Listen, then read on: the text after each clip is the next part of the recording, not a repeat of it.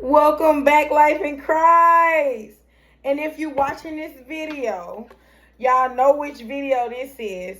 This is the video called How God Told Me to Move to Texas with no job, no car, no home, and no savings. So y'all with my kids now. So y'all, let me give y'all a rundown of why I left. And y'all, I'm on vacation right now, so if y'all hear like the air or air conditioner or something, that's the air conditioner. Yeah, I got a little hat. But yeah. So the reason I left, y'all, was because for one, y'all remember my friend had passed. I had lost my car. I had lost my job because that resulted from losing my car, and also I really had lost like most of my friends and things.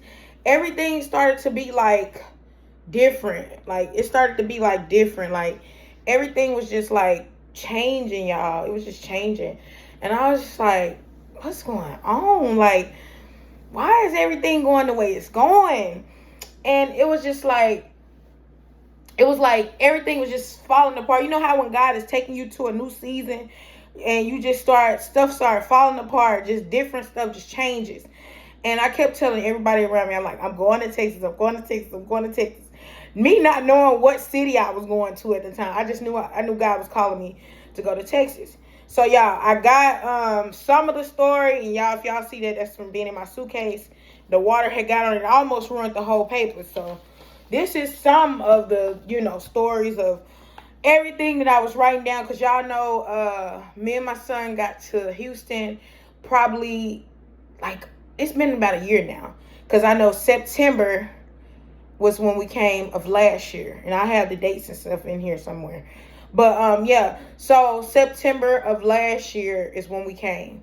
So y'all know I'm gonna give y'all the rundown of the details and everything. And some stories are not wrote down with my children's father, everything. I'm gonna have to tell y'all in detail. I wasn't gonna say it, but it's the truth. I gotta put it in there because y'all gonna be like, how you come up pregnant without, yeah. So I'm gonna put everything in there, y'all. Now I'm not gonna probably read word for word verbatim, but I'm gonna try to get every single thing of why I moved, certain signs that God gave me, and just everything, y'all, because I know y'all miss me. I know y'all miss your girl. But yeah, I've been traveling. I've been doing everything the Lord asked me to do, including just doing so many different things, y'all. Y'all can see I got my comb with me and stuff because I'm trying to make sure my hair is good because we all over the place today. But yeah, so let me just give y'all a rundown of what I started with. This is the first part. God started giving me signs through the Holy Spirit. I started to see it on license plates, gift cards, shirts, cups, just everywhere. God started saying Texas, Texas. Everything was showing me Texas. And I was like, God, asking God, like, why do I keep saying this? Because I knew I was moving, but I didn't know why. And then on top of that, y'all know when I had my house back in Tennessee, in my hometown. Y'all know my hometown, Jackson, Tennessee. Very small town. But yeah, I had a weird neighbor that would just do creepy stuff. Like, I don't know if my family paid him. Y'all know they witches and warlocks. So I don't know if they paid him to come to my son's window with a knife. So I was dealing with that on top of the death and just everything. And I just knew that God was pushing me to go bigger and go higher and go harder for God. Now, moving is not going to change your problems or nothing like that. This was just a new season that God called me to, because y'all know I done been through every single, suffering or affliction except this one, homelessness. And now I have. So that's why I'm sharing my story, because God says somebody needs this story because they're about to move and they're about to go through changes in life. And before y'all go into, where was your child at? My child was with me. He is homeschooled. So don't go into all that in the comments because we're going to have a problem. Okay? Now, there we go. So I kept praying for confirmation from God that he is sure about this move, because I didn't have a job. I lost my job, lost my car. I had no funds to really move. I just was going off the faith of God telling me, hey, go move, do what I told you to do, be obedient. And I had already lost everything in my past season. My boyfriend, my car, my job, And my school. Y'all remember I was in college real hard. Did 3 or 4 years and didn't get to get my degree yet. So I still, still got time. But it's like still, you know how you push so hard for something since you 18, 19 and you going into your years of you supposed to have this in fruition. So I had to leave everything. I lost everything. And God sent me specific confirmation through a specific prayer. So basically, I prayed in private. And, we was going to church services, me and my mom. And it was just like, I just kept on praying. I said, Lord, when I get to Texas, I need you to be there for me and give me everything I need. Be there with me every step of the way. It was a lot of tarrying. If y'all know what tarrying is, it's going to God consistently, praying without ceasing, basically. Y'all look that up in some of my former videos. I'm not going to go and explain everything. So he confirmed with answers. So on July 10th of 2024, I went to Dallas, Texas with my son and all my luggage, y'all. And so after the visit to Dallas, y'all, so the thing was, y'all, I had prayed to go to Texas, but I did not pray to go which city to go to, my bad. So basically, I went to Texas like he told me to, but I didn't ask him for what city, y'all. So we went to Dallas, Texas for one day, and we hated it. When I tell you, we had, my suitcases was like this tall, this wide. It was very wide, y'all. Like, I can't explain how wide and how big they was. But, like, if y'all know, like, those $80 to $100 suitcases, them big ones where you can store a lot of stuff, like one of those. And my son had one, too. So we came with 2 suitcases. But we ended up going back to our hometown from going to Dallas because that was not the city that he called me to. He called me to Texas, but he didn't call me to the city of Dallas. So I had went to the wrong city. So I was like, maybe I need to regroup. Maybe I need to repray. Maybe God is calling me to a different place. So that's when I went back to my hometown. I had already lost everything. So I had to go to my mom's and I had to sleep in a closet for literally 2 months. I didn't have to, y'all, but I didn't have the money to get an air mattress because I didn't have a job at the time. I didn't have certain things. And I don't care if you laugh, because God always say, everybody that make fun of you, guess what? He going to take them on through there. Take them through there. Come on now. So that's why I don't even care. And plus, I can laugh now because I don't already went through it. But yeah, I slept on some bins and all type of stuff because, I didn't care. I was just like, I'm trying to follow and be obedient to what the Lord told me to do. So it was always this group of ladies in my hometown when I stayed in the, in the area where my mom stayed. And it was like, you ain't going to go. You ain't going to do this. And then the church people, they was like, girl, stop saying you going to go to that place. You already went and you failed. Because I had only went for one day to Dallas. So they didn't know I really was going to go and leave for real. So I prayed again and I prayed again because I said, Lord, I know that you wouldn't give me the wrong place, Lord. I know that you wouldn't give me a place that's not, for me, Lord. So that's when God gave me Houston. So I saved up enough money. Like I told y'all, them 2 months I had time. I had all my friends that I was with every day when I was, doing that little sinning, little drinking, everything at that time.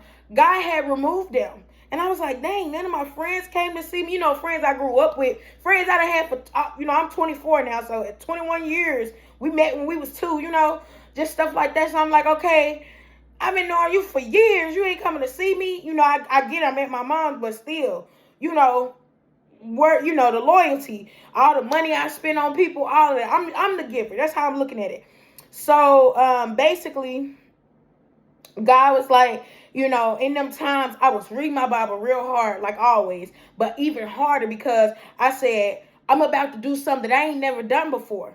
I'm about to do something that half my family wouldn't even do because if you don't have the finances for it, why would you do it? You know what I mean? Or you don't have the resources either. So I'm like, okay, why would you do it? So basically, I went and I moved to Houston.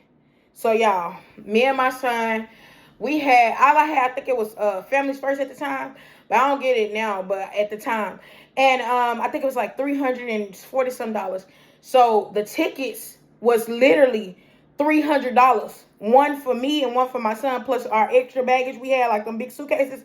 They weigh them and do all that. So I was scared to get on the airplane, so that's why I went Greyhound. And if y'all don't know what the Greyhound is, you ain't really from the, But yeah, so the Greyhound is where I went. I got on that. And basically, me and my son was like, okay, I had $17 worth of food with me, like snacks that we could eat on the Greyhound. But I didn't have anything else, y'all, to depend on. All I had in my pocket when I got to Houston was $35. $35. That ain't even enough to get a ride. $35 in cash, not even on a card. So, y'all, I prepared myself to move to this new state. And I knew no one but God. So my son and I left September the 3rd, 2024 on the Greyhound bus, a 12-hour ride.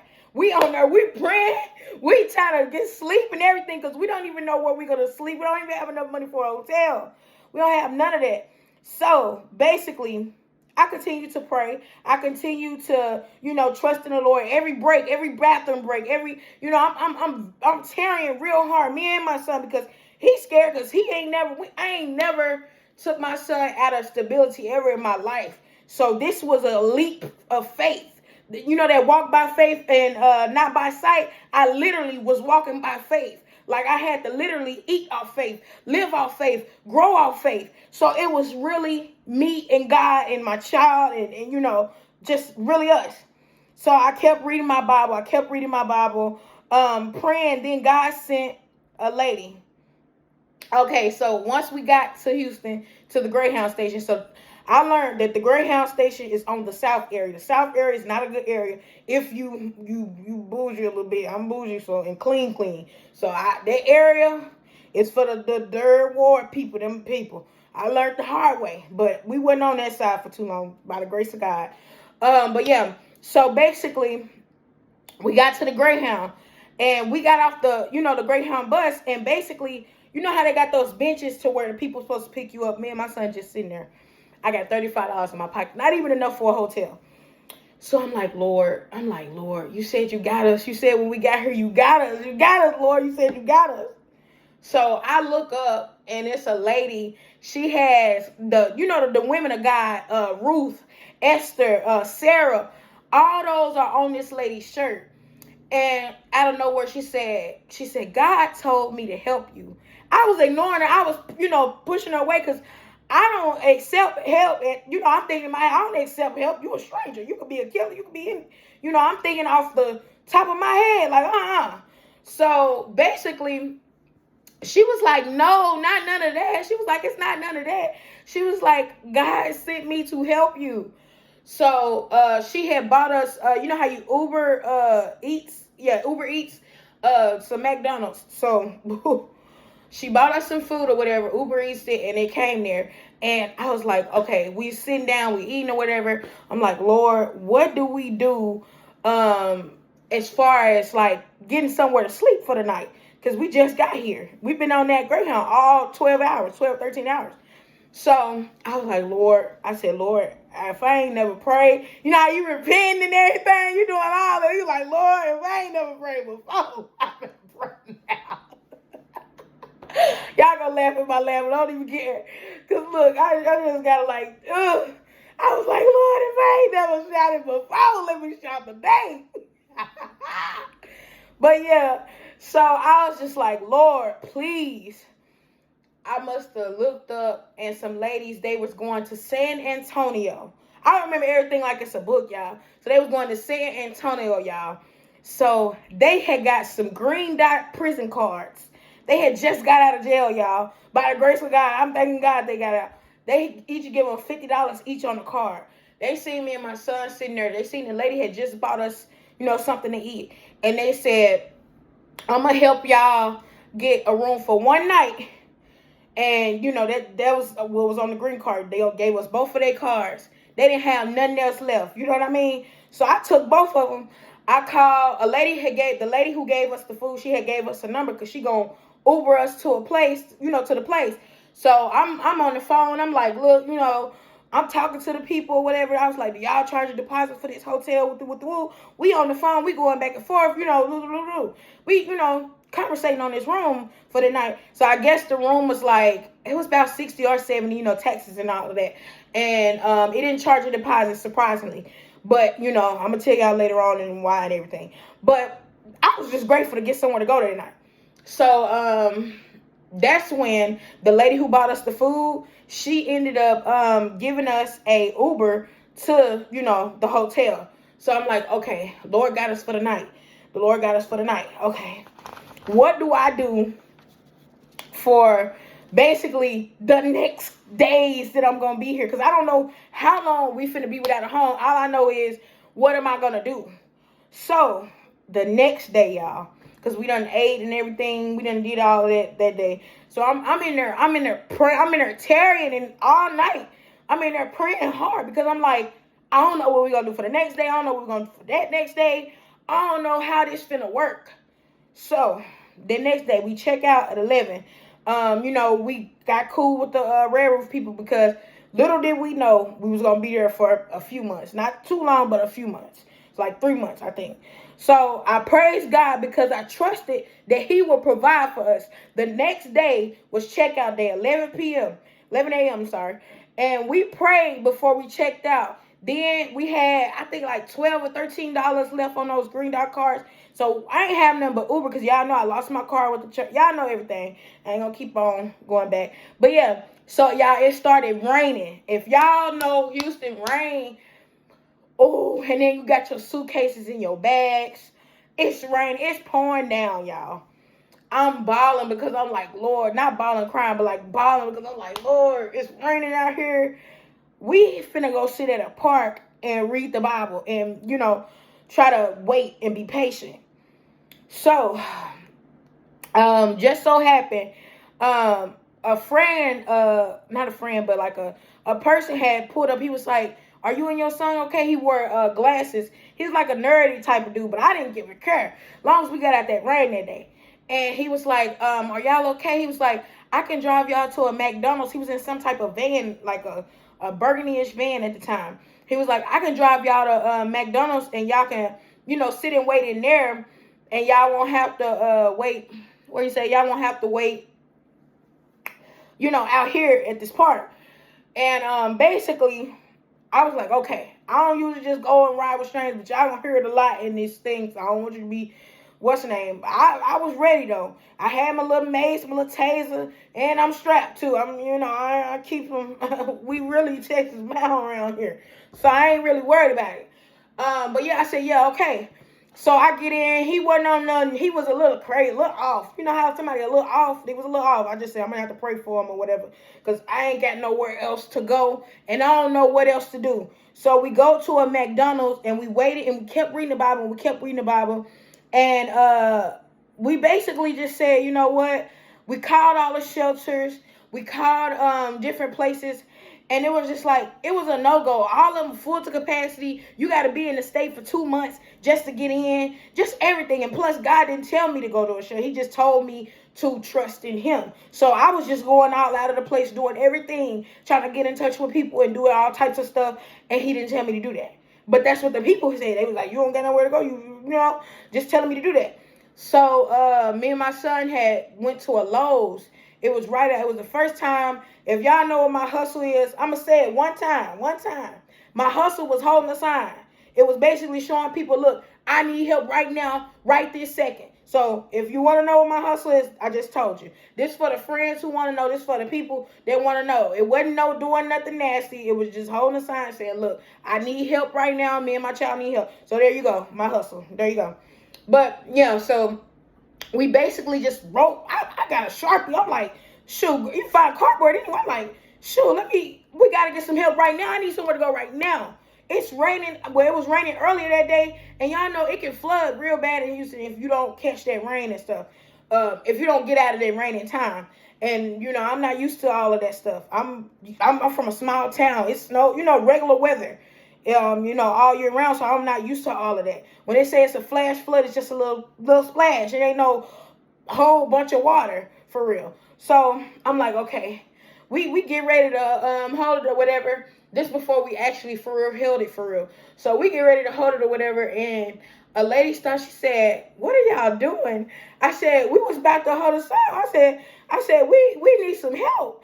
She was like, "Okay, I'm gonna help y'all." So when she said, "Okay, I'm gonna help y'all," I'm thinking she, finna help us, like, come out of her pocket with the woo. That wasn't how that one happened. That one happened different. She basically, well, it still happened in the end, but she basically took us to all the shelters just in person. We going up there, we knocking on the doors, we coming in, we talking to the people, hey, you got this, you got that. 200 shelters in Houston turned us down, me and my child. This is before my pregnancy. Turned us down. And they turned us down because some of them were saying, "Oh, you need 2 months of being down here to be considered a residence here. You can't be here for a day, a few days or whatever." I said okay with them because that kind of made just a little bit of sense. But they should have said a week or two or something. But then the other ones was full to capacity, like full. Like other people coming from out of town. I'm not the only one coming from out of town that's trying to move to a different state and do all different type of stuff. They all full. Plus the homeless people that's actually in Houston at the time. So I'm like, okay, they don't have enough room. So after going to 200 different places, y'all, this lady driving her own gas, taking us around just so we don't have to be out, walking. Because you can't walk in. I learned that the hard way. You cannot walk in Houston, especially with no 2 big bags. Suitcases is heavy. Woo, I'm going to explain that. But yeah, so we going through it or whatever. We trying to figure it out. I'm going in. I'm filling out, the application process, intake, everything. And some of them take 3 days to get back to you. And once they did get back to me, it was still a no. So I was like, I give up on these shelters and all this different stuff. Because it's not working fast enough. I need somewhere to go tonight. So, yeah. But I knew that Red Roof, I had talked to those people real good or whatever, and everything was cool. So I knew that I could get a nice balance or something like that with them. Even a weekly rate. I'm going to tell y'all about weekly rates in just a second. But yeah, so I was like, okay, let's just get this weekly rate. And I was telling the lady, I was like, well, look, if you can't get a shelter or this and that, if you can't get different stuff like that, then can you at least get us like 1 or 2 nights? So we get up there. She was like, how much is the weekly rate? So I talked to the people. Excuse me, y'all. I'm burping and stuff. I just got through eating and the babies, but yeah. So I'm like, she was like, how much is the weekly rates? And they was like, at the time, now they done went up now, but at the time, it was $330 every week. But that was better than nothing at all, y'all. Because some of them was charging $400 and $500 for the extra clean ones, them 5 stars.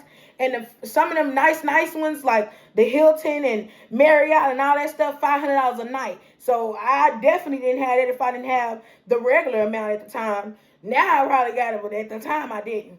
So basically, the lady went ahead and bought the weekly rate for us. So we had a week to figure this whole thing out. I didn't have to pick up my suitcase that week or nothing. So I'm like, okay, what I'm finna do, what can I do during this week that's gonna benefit me for the next weeks and the next weeks and the next weeks? Because one thing about it, I'm a hustler. One thing about it, I'm never gonna not be independent, homeless, stranded, whatever you want to call it. I'm never gonna not be figuring out a way. So the first thing I said, Lord, we was about to hustle or whatever. We was about to do that. So I said, Lord, should we do that? He was like, yeah. I said, I'm going to be embarrassed. But I said, don't nobody know me. And they still don't know me because I don't really just be out to be trying to know nobody for real. They be trying to know me, but I ain't be trying to know them.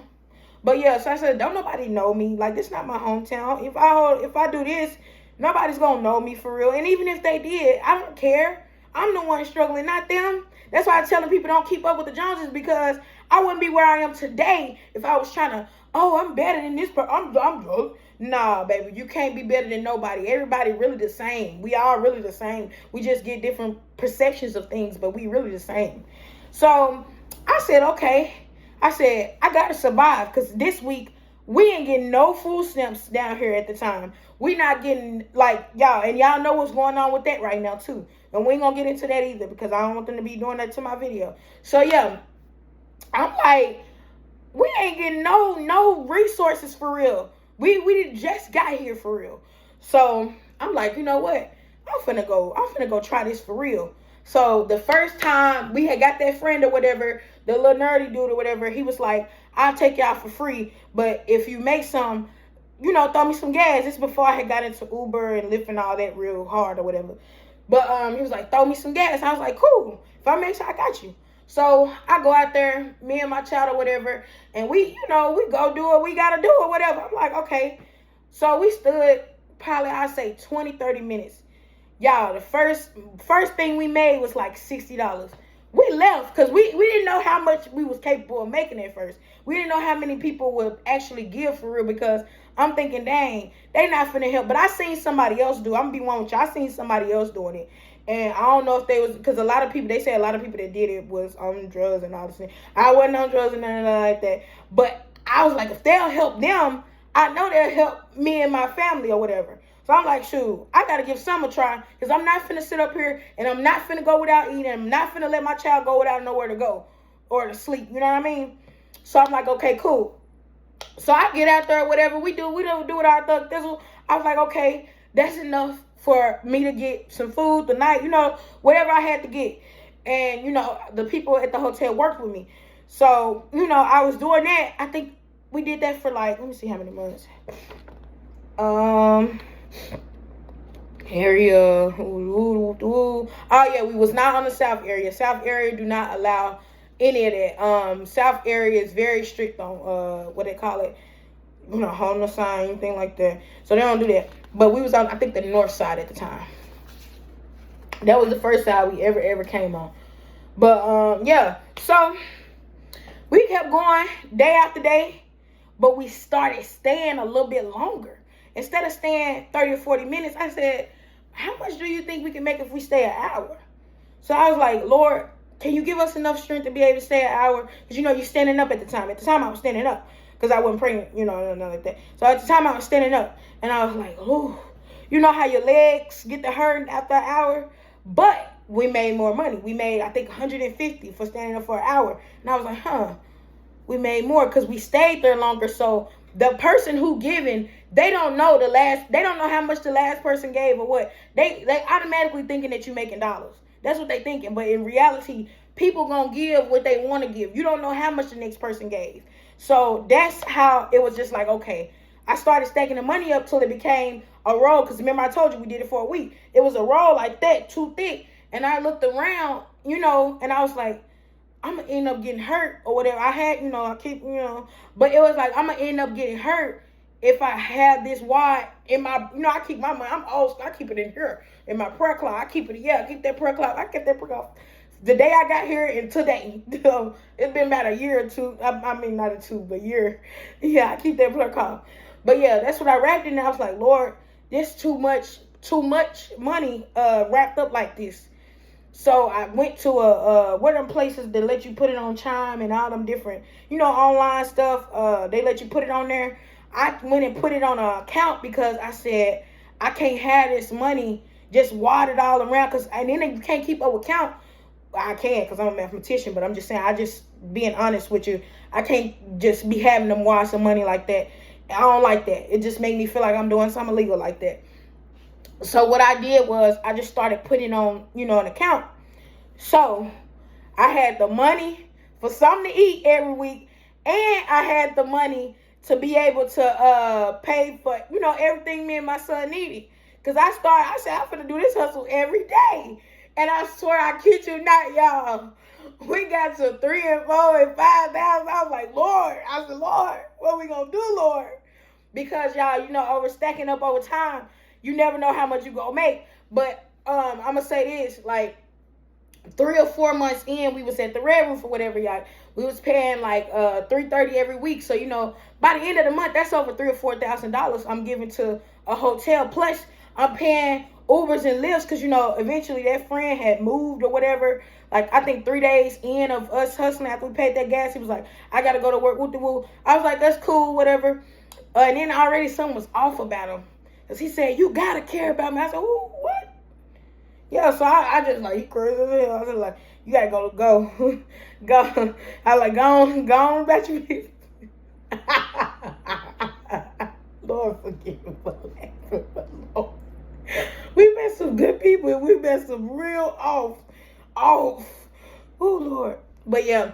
So yeah, it started building over time. So I know 3 months in, we were holding the signs severely. And that's why some people, like a couple famous people seen us, and I knew who they was. Now one person did, what was the name? Corey, the one that went with Carmen or whatever. He actually did see us, and he gave us a tune. He was like, I seen you before on YouTube. I said, you seen me? You seen me? I was just like, I was saying because I wasn't as big as I am now, but I'm getting there. We're getting there because we're almost to 100K. Yeah, but yeah, I only had like 10,000 people on there at the time. So I was like, ain't nobody looking at me for real. But yeah, I guess they were. But after that, I think it was 3 months in or whatever, I had just got used to everything or whatever. And it was like, I was like, I'm finally getting real good with everything. And then, y'all, I met my children's father. He wasn't my children's father when I met him, but you know what I mean. So one day, y'all know I'm still worldly. What was it called? Hit me a black. Wasn't supposed to be doing it now, because I told myself, don't do it. I guess I was disobedient at the time. Because, see, I ain't going to sugarcoat nothing. Them folks that get on there and they sugarcoat. I ain't sugarcoat nothing. So I get on there and, I forgot to tell y'all about the modeling real quick. Let me go back into the modeling first. Because that's what I originally came down here to do. Because, what do they call it? Studio 6. I was still a little big then, but I wasn't pregnant. So, at the time when I came to do it. So, basically, I had the money enough to start investing into my modeling. Because, remember, I told y'all we was hustling. So, that's how I was paying to get into the modeling world down here. This is before I was pregnant. Once I got pregnant, I had to, get out of it. But yeah, so studio, y'all remember them pictures? Go all the way back. If you know my shorts, go all the way back to when the lady was beating my face or whatever, telling me what the rule.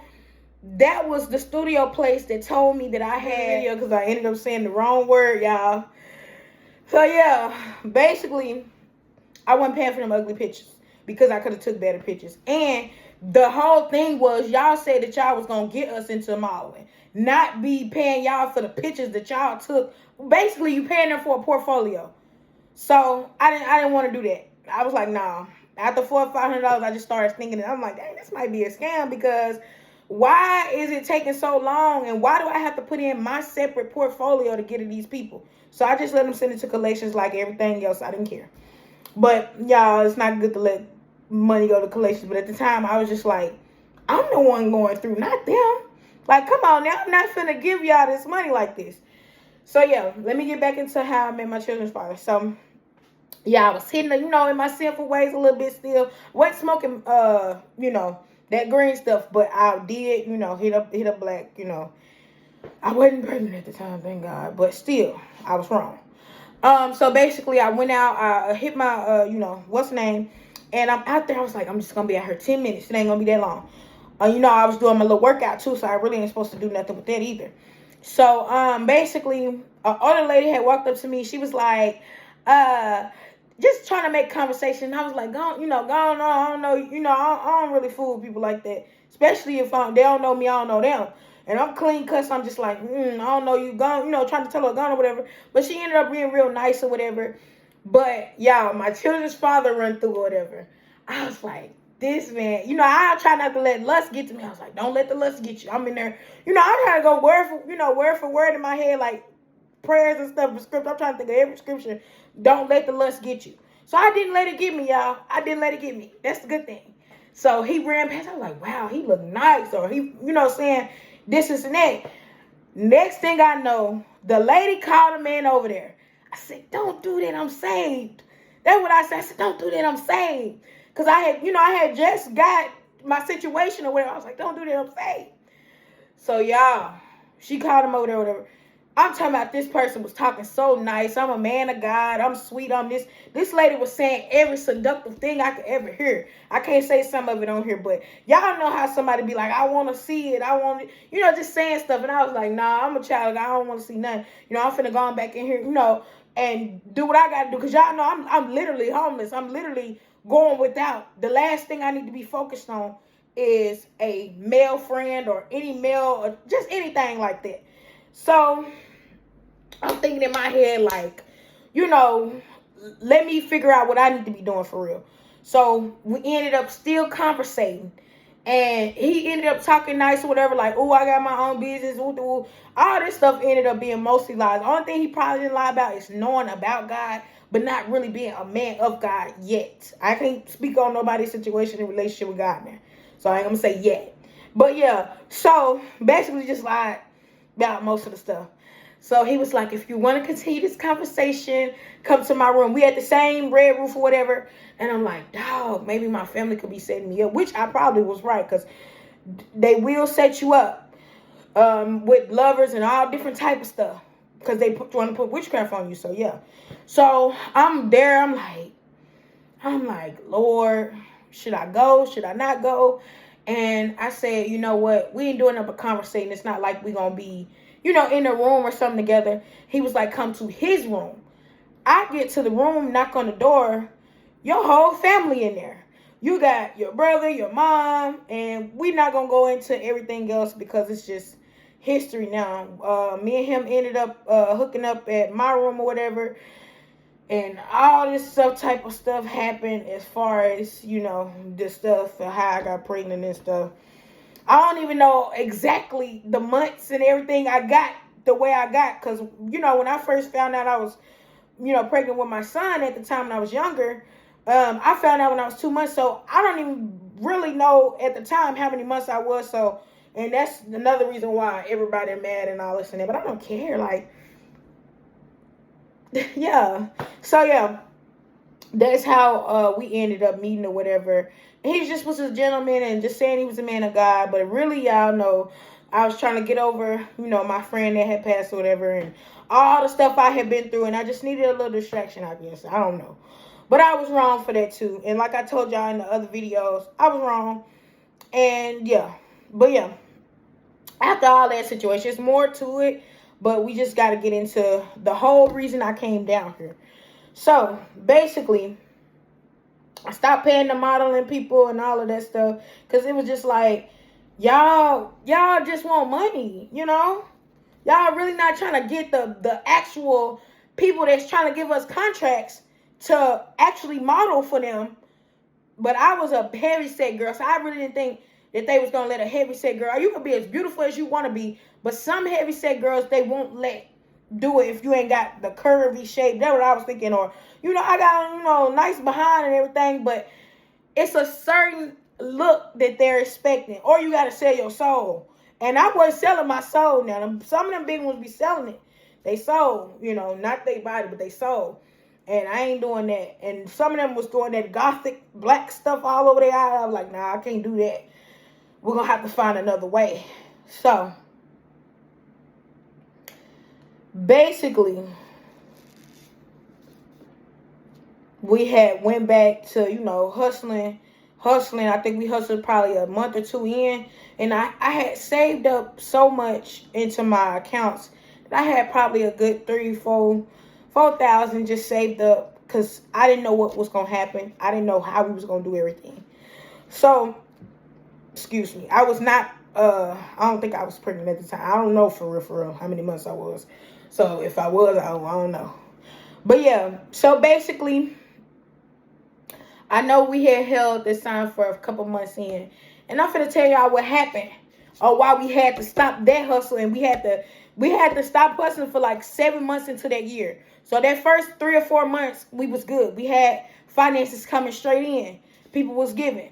So 7 months into that year, the end of it, like the end towards the end, I'm going to tell y'all why we had to stop. So we went out one day, and I think it was the weekend or something like that. And the lady gonna say some, she had been seeing us and her face looked familiar. But she gonna say some, y'all can't be out here. And I said, what you mean y'all can't be out here? And she was like, I work for, how people lie, say they work for, what is it, them programs they have to try to take your kids, but you ain't, you feeding your kids and doing right by them. You ain't got to worry about no people like that anyway. But yeah, so I had got like, maybe we have been doing this a lot, and, maybe, we need to give it a break. But what are we going to do for finances if I give it a break? That's what I'm thinking. And the man or whatever, he lied about everything, and he really ain't had no job, and he living off, his family and whatnot. So I'm like, what I'm going to do? So I said, okay. After that day, she was like, I'm finna turn around, I was like, no need. I'm finna go anyway. I was like, I got to find another way. So, y'all know I'm independent. I'm this, I'm that. I had money saved up. But once that ran out, what was I going to do? And those hotels were expensive. And Airbnbs. And I'm going to get into Furnish Finder, all that. And I'm also going to leave y'all some links and stuff in the bottom after I get with everything. But yeah. So, basically, she was like, you know, y'all can't be out here whoop-de-woo. I'm going to call this. I'm call. You know how people is. Jealous that you know, actually out here doing something or whatever and trying to figure out something. And if people ask me, how did I get into it? I'm going to explain. I had a house. I had this. But I lost everything. And I'm going to tell them where I'm from and everything. And if they want to help, they'll help. So I guess she got mad because she seen us, you know, that whole week or whatever making our bank. And I guess she was like, because one person was like, that water. You know, that's why I started putting it in the account. So that's when basically, like I said, we left that day and I was like, Lord, what are we going to do now?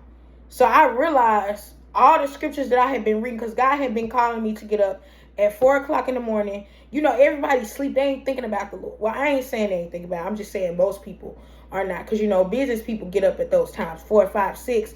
Those are, you know, school hours. Them real hours where God want to talk and have a relationship with you. That's why I told y'all in that video of fasting that those are the hours that are the best times to ask for those certain things. Y'all go back to my videos too, because everything on the line up with everything.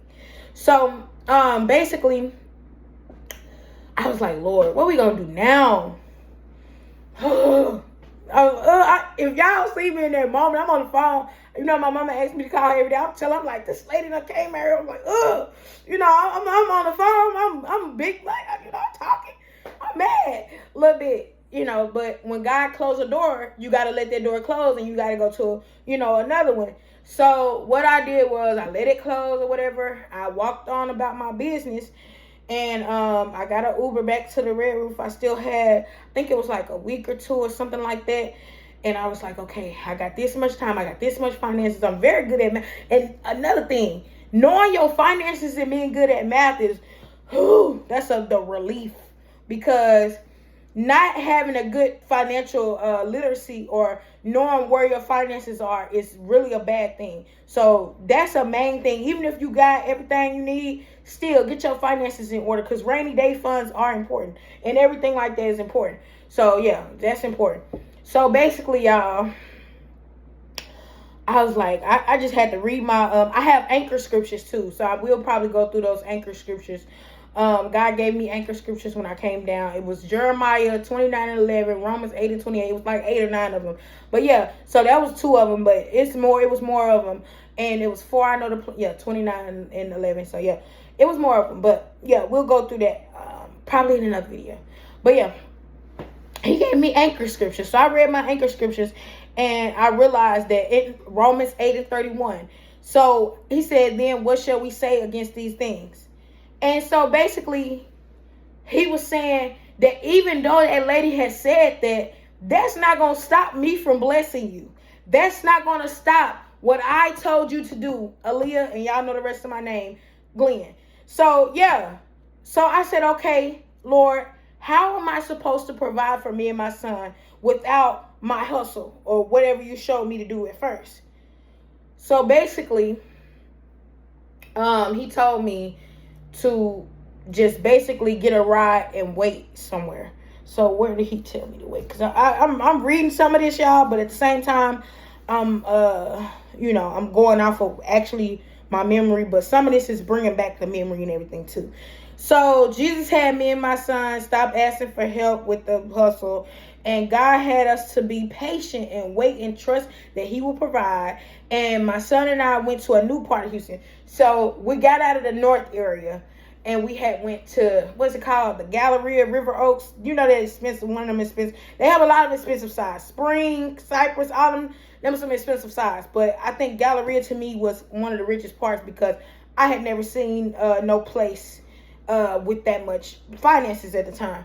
So basically, I know we went to the mall. Y'all seen the mall videos with me and the little Tesla or whatever, just looking at stuff and seeing stuff or whatever, because I ain't never really just been on that side. I I had came from the Greyhound for that 1 or 2 days on that south area, and once I left that, I never went back that way because it was just Lord, it was scary. But that was that one day. But I know I stayed in the north for probably 3 or 4 months, so I knew the north a little bit more than I know any other side. But now I know the Galleria more than I know any other side. But we went to the richest area, and the Lord told us to just wait. After nighttime, y'all, it became very late, and I had finances was drained down. Didn't have a dime. I spent everything on the what they call it, the rooms and stuff. Everything I had, and I'm good at financial literacy, so I knew that I had to get finances. I knew it. So I was like, Lord, and that's why I tell people it's not about how much money you got. How much faith do you got? How much faith do you have that the Lord will provide for you in your time of need? Because me and my son, we was out with those big old luggages. I'm talking about big and tall and heavy too. My luggage probably weighed about 80 pounds. Because I had everything that I grew up, and had in that one bag. And I had to throw some things away too. And my son had all his stuff in there too. Plus, we had to do work and all that stuff online. So all of that. Woo, Lord, thank you, Jesus, for delivering me from all of that, Lord. But yeah. So basically, I'm literally in the middle. To me, that was the middle of nowhere at the time. In the middle of nowhere with my bags. It's getting dark. But luckily, in that area, they have like lights all through it. So my grandma called me. She said, this is my grandma May, y'all. She said, I don't like you being down there and you ain't got nowhere to go. And y'all know y'all ought to come on back home. And I said, Grandma, I trust in the Lord like y'all always taught me. If I don't test it out, then I can't, everybody going to tell you to go back and go to your roots and this and that. But nobody's going to tell you to keep on going, even though it look rough, because I'm homeless down here. But God is sending me finances, so I'm not really without for real. That's how I'm looking at it. So I'm like, God going to make a way for us. God going to make a way. She was like, what you going to do if nobody bless you? I said, I'm going to trust in the Lord. And I trusted. I guarantee y'all, it had got late as I don't know what though. Once it passed 12, it was 3 o'clock in the morning. I'm at the CVS. Somebody had seen me and my son trying to get into this hotel and asked the lady how much they charge. And she basically was saying, oh, it wasn't one of them nice ones. It was a nice one, but it wasn't no Hilton or no Marriott or nothing like that. It was just like a regular tall like skyscrapers. And she was like, oh, well, it's $105 a night. Plus you got to pay $100 deposit. So it's $205 plus tax. And I was like, okay. I only had $100 because a lady had seen us outside of that hotel and gave us $100 bill. That was my first time seeing somebody bless us without hustling or whatever. So I'm like, she just gave us $100 bill. I'm telling my son, my son name is on the tape. But yeah, I'm telling my son, I'm like, she just said, I'm shouting in the middle of out there. I didn't care where I was shouting. I was like, hallelujah, hallelujah. Because I had been waiting all day, y'all. All day. So as 12 hit, like I told y'all, the Lord had told us, he said, I'm finna bless y'all again. I was like, Lord, you finna bless us again? Because, $100 only gets you really one night. It all depends on what side of town you on. On the Galleria area, you're not getting anything without a deposit. And you're not getting anything without, they have certain standards there. And I understand that. But some of them low-end places, they don't care. They just want the money. So them high-end places, they're not finna go for nothing. You have to have everything. So I was like, okay. I was like, 100 might not be enough. So I was trying to get the hotel with the money the lady gave us, but she said a deposit. So I was like, oh, it's always something. So she said, y'all can sit here for like another hour or two, but after that, y'all gotta go. So she wasn't like rude like that, but it was just like in my head, she was like, y'all gotta go. So I'm like, oh, I got all these bags. I'm already frustrated. I'm like, I just got blessed, but it's still not enough. So after that, Jesus told me and my son to walk to the CVS because the lady had already told us we had to go after we sat there for like an hour or two. She said we had to go. I'm talking to my mom. I'm talking to my grandma and them. She's like, I'm finna pray, but once God bless you, you need to come on back home. It irritated me when she said that because I was just like, if I'm trusting in the Lord, I'm very obedient. But I got to be obedient to the person you told me to be obedient to when I was a kid. That's what I'm looking at. So basically, we went to a CVS because the Lord told us to go to the CVS and put the money on the card because, I don't carry the money. Y'all, NFL, let me read it. A football player. God sent a football player, y'all, to send us a blessing. But let me show you how it happened, y'all. Let me tell you how it happened. So I didn't know he was a football player when he seen us or whatever. So I'm in there, I'm talking to the CVS people. I'm like, I'm talking to the workers or whatever. I'm like, if I put this money on here, do you know a hotel that'll take this and this and that on this side of town? I'm trying to see if there's a hotel that'll take me without a deposit. So while I'm trying to do that, my bags, like my suitcases, like long, tall, big suitcases, sitting right there in the doorway, by the CVS or whatever. So I'm like, ugh. So I go over there or whatever, and I'm trying to move them out of the way or whatever, and then I go back and talking to them or whatever. While I'm in the midst of talking, the man must have came in. They was like, hey, or whatever, told them, hey, whatever. I was like, who is this? Or whatever. So, y'all, the man seen the bags. He said, y'all need some help?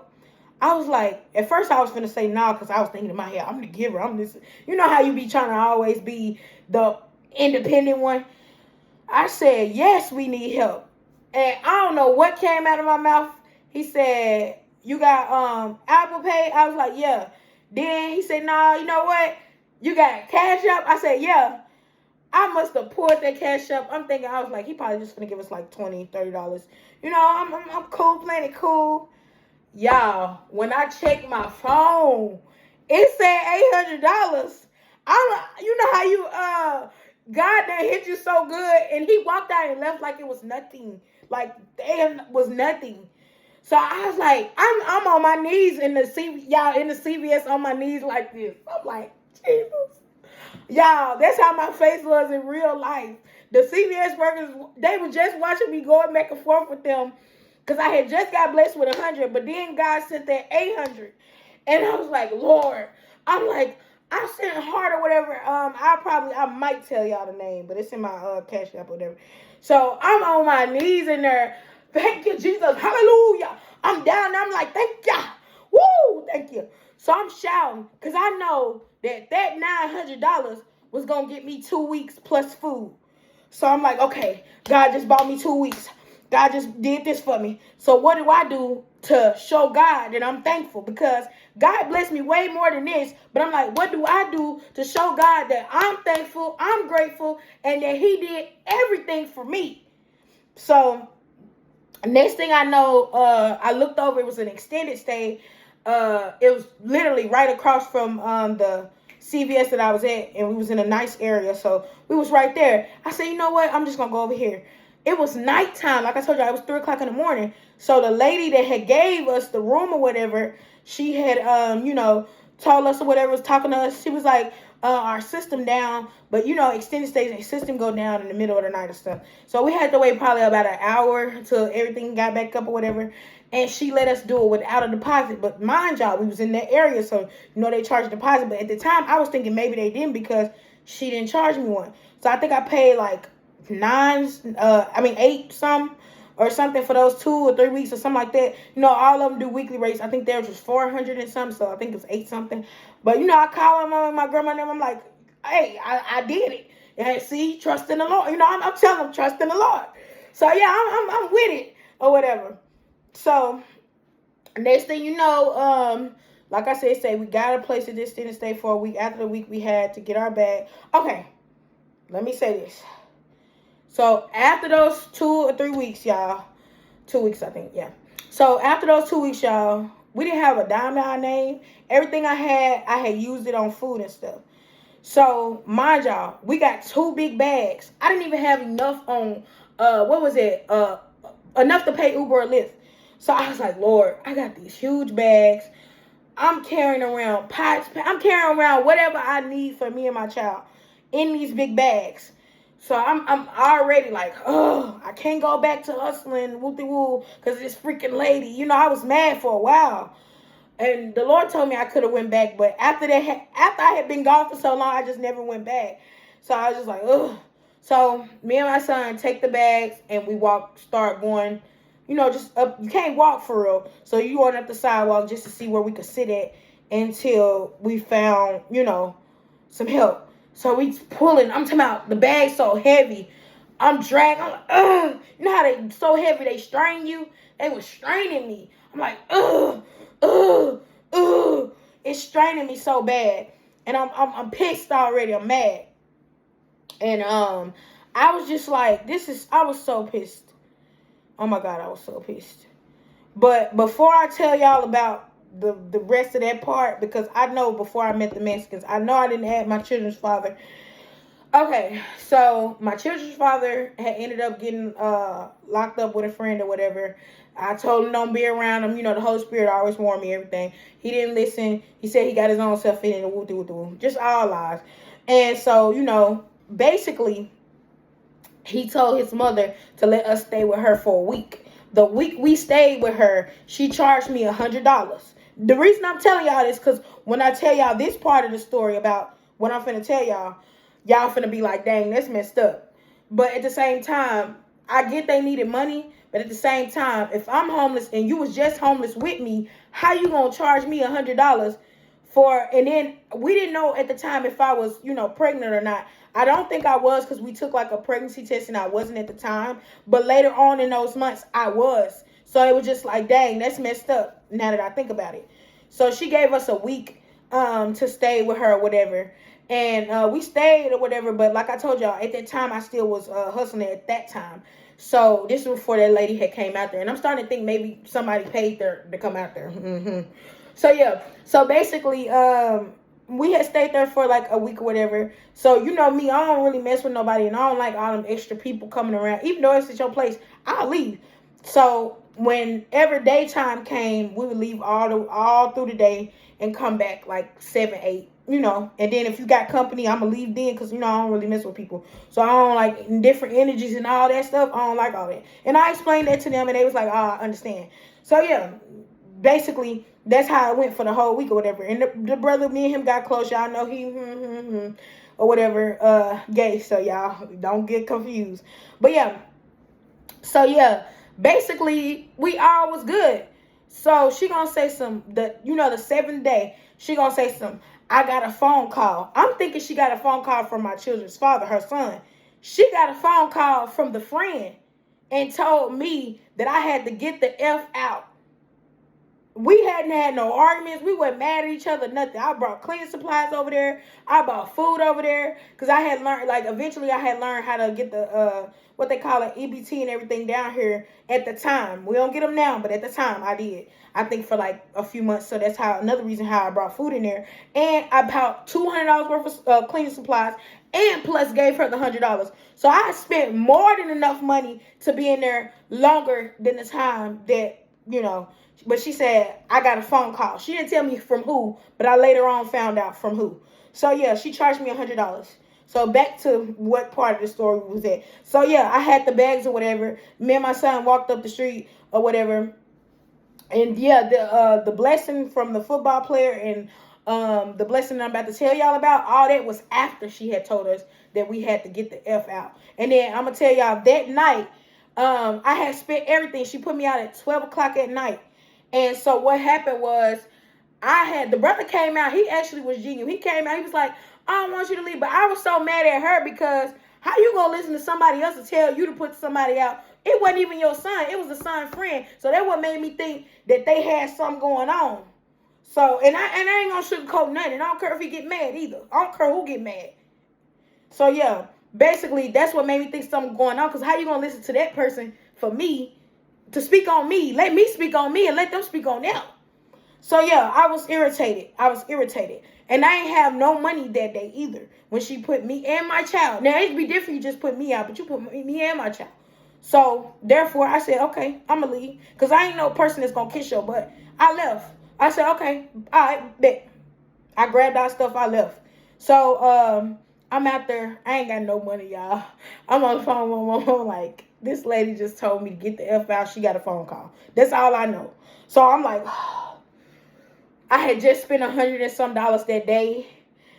Just so happened, Cash App do, what is it? Pay over time. My first ever time seeing pay over time. Y'all, when I tell y'all, pay overtime saved me that day. They gave me, I had spent 130 on some Airbnb at the time, and the Airbnb had, you know how they reimburse your money and you pay them back. So just so happened, I did that, and that's how I got somewhere to go that night. And the brother ended up calling me, oh, yo, you know, woo, this, and that, saying he was, you know, And I believed it, because this your brother. Now he gonna call me recently and say, nah, he not. But I said, I believe what you said the first time. Because I'm already mad at them at that time. I ain't mad at nobody now because I don't even care. It is what it is. But yeah, so let me get to this part now. With me and my son was, you know, after those 2 weeks or whatever, we was, you know, at the, left the hotel or whatever. We was walking up the sidewalk, bag so heavy. I was so tired. So we didn't go up nothing but up the street. But I swear to God, it felt like we walked a mile.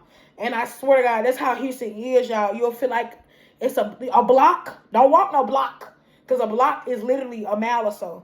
So a Mexican lady, y'all, she drove up, y'all.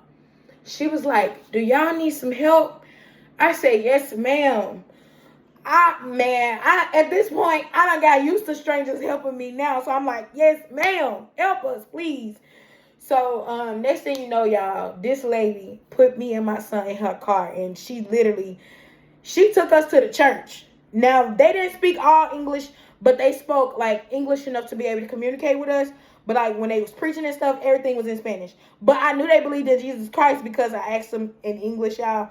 Now, y'all know I in high school and whatnot, I did Spanish, a little bit of Spanish, but we only learned common letters and things like that. We didn't learn like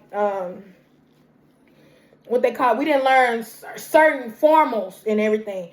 So yeah. So y'all, next thing I know, y'all, we at the church.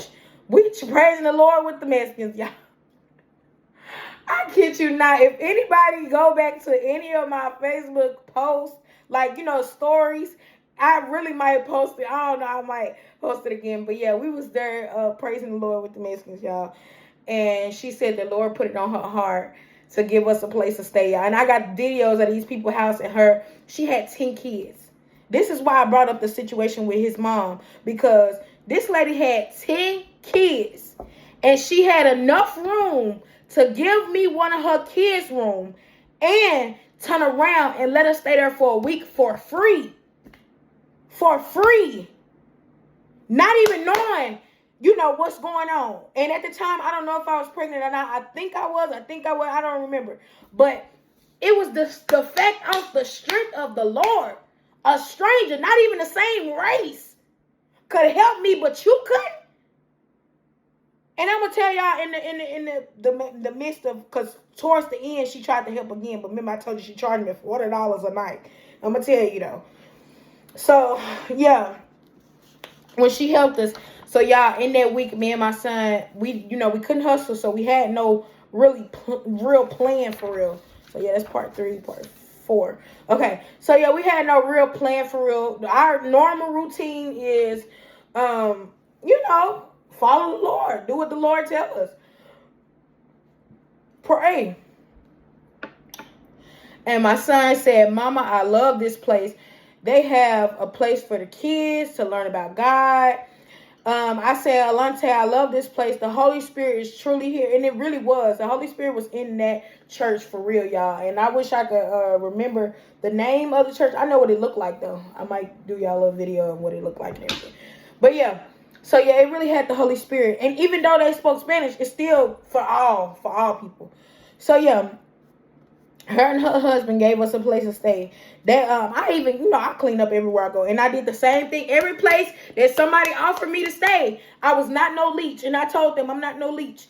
I'm going to give you some money and I'm going to make sure. Well, she didn't ask for money, but I told her I was going to feed us ourselves with our food stamps at the time. And when we didn't have food stamps, I still fed us. I don't play that.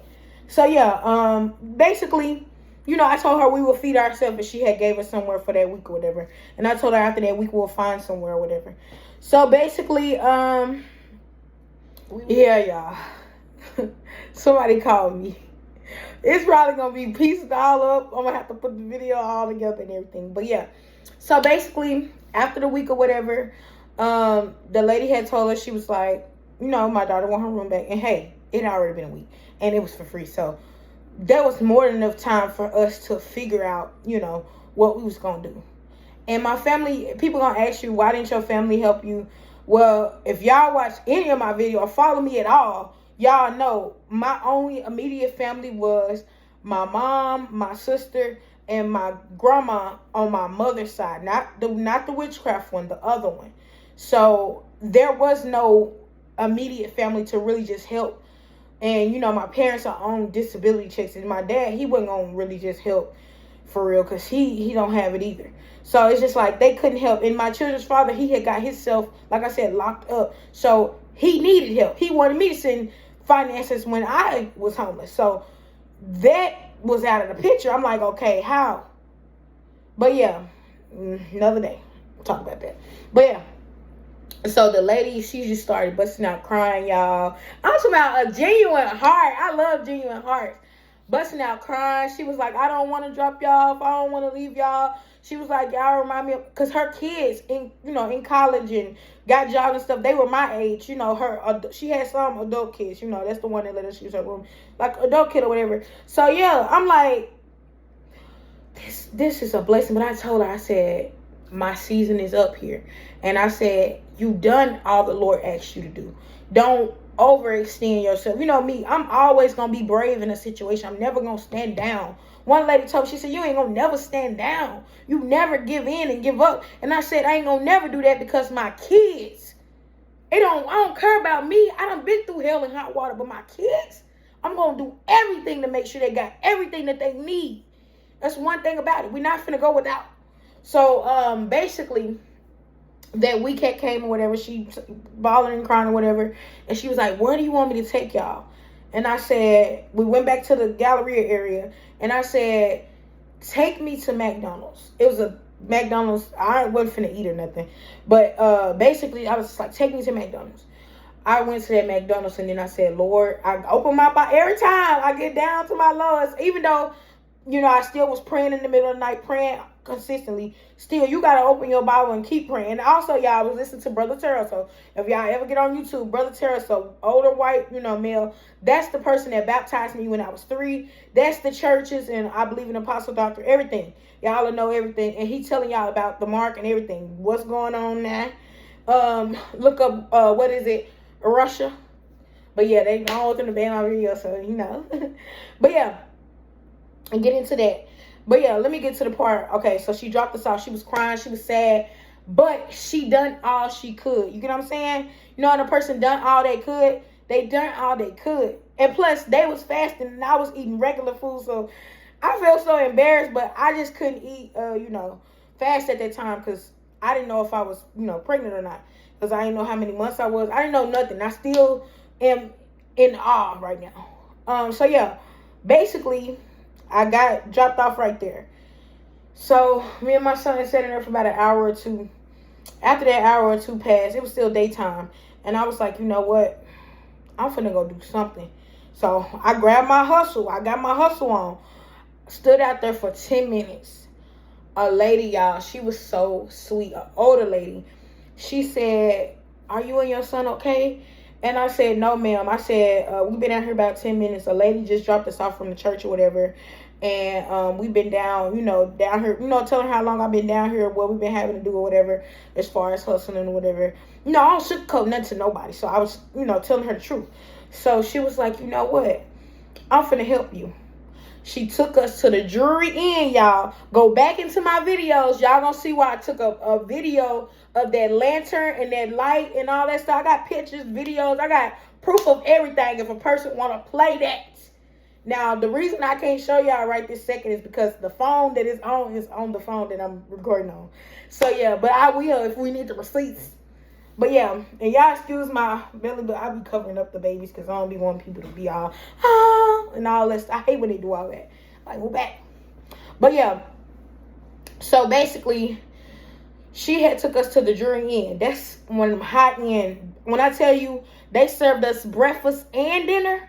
I had never been to a hotel that served breakfast and dinner. If y'all go back, y'all see me at a hot jacuzzi And I had a brown afro, and I had, and plus, y'all, I did my own hair. If y'all wondering who did my hair, me. Y'all know I'm a hairstylist.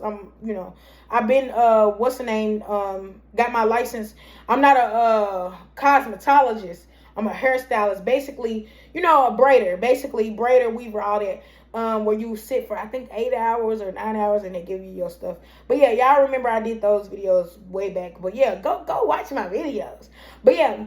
Basically, you'll know, I do hair or whatever. So my hair was never messed up. So you really would never really notice that I was homeless unless I had a bonnet.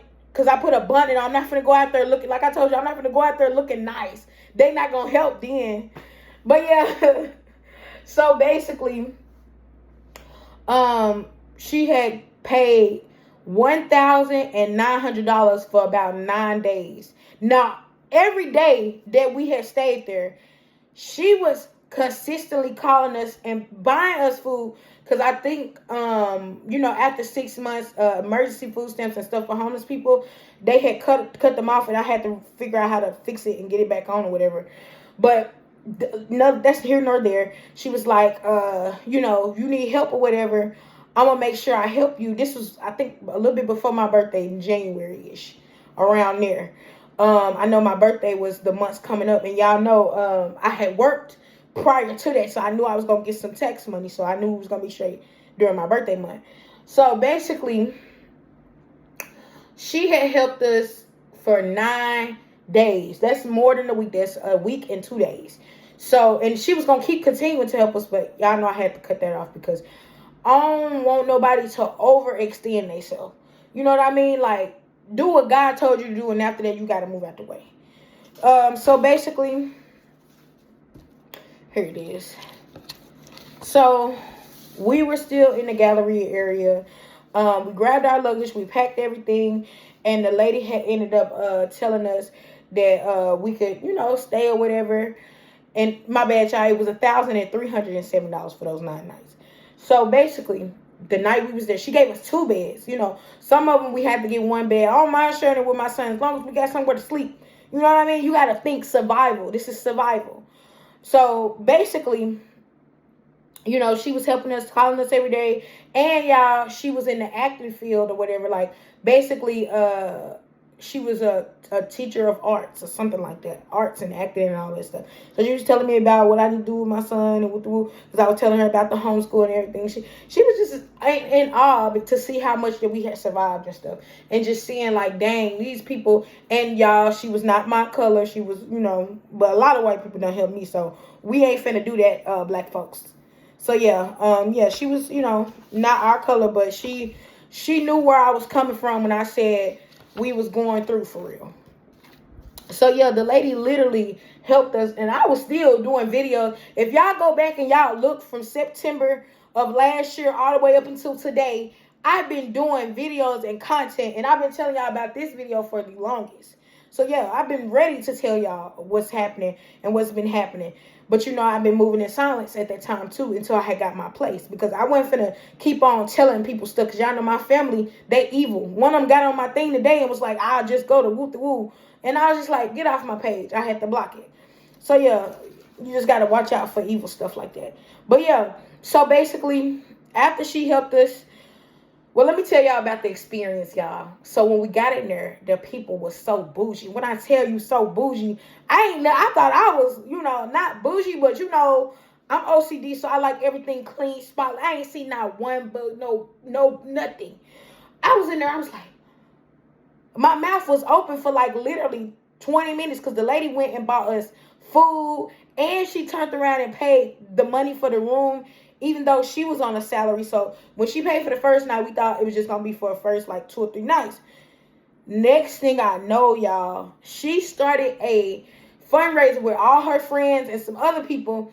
And basically, they kept adding money and adding more money and more money to keep giving us those extra nights. So this Drury Inn, y'all look it up, in Houston, they had a gym, they had a spa, they feed you breakfast, lunch, and dinner, y'all. For dinner, we would eat Alfredo with chicken, or we'll have, it was just so bougie, y'all. I could never just go back and be like, dang, I was literally homeless living good. Like, and my son, oh my God, he loved the place. When I tell y'all he loved it, like he loved it, because we had just came from, like I told y'all, the lady had let us stay there for that week, and then we had just got into this other place for this week, and we was like, okay, since we back to hustling or whatever, I during that week, I went out and still, hustled or whatever, because I didn't know if she was going to be like, nah, I didn't know what was going to happen. So me and my son still went and hustled, but we was in a rich area.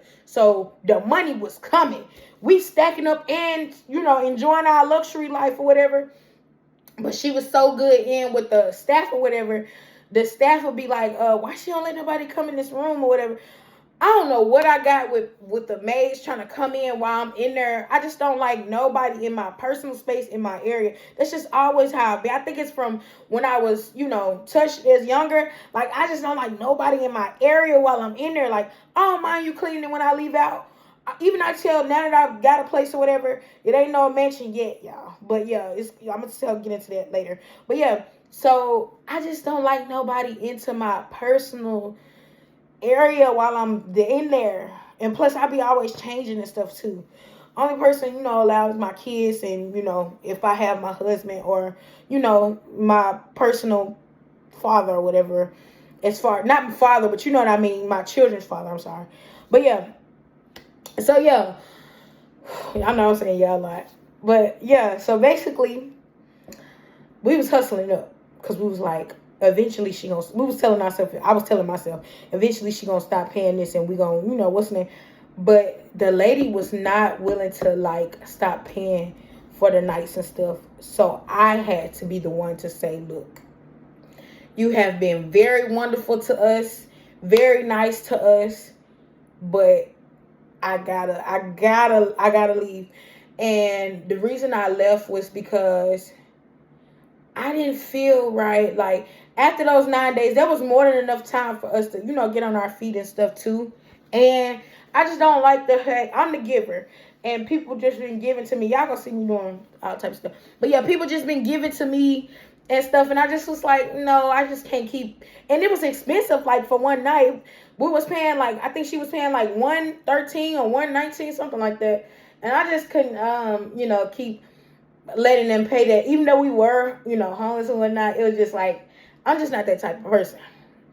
Like, it's okay to, say, okay, you done what the Lord told you to do. Yeah, excuse me, I'm doing all type of stuff. But yeah, bring me that drink, please. Ooh, that's gonna be in the video, but it's cool. So long story short, we hustled up enough money or whatever, and we still had to wait on God. But we had enough to go to another place or whatever and get what we needed to get. So let me see. Okay, so we went to, I think it was Levy Park.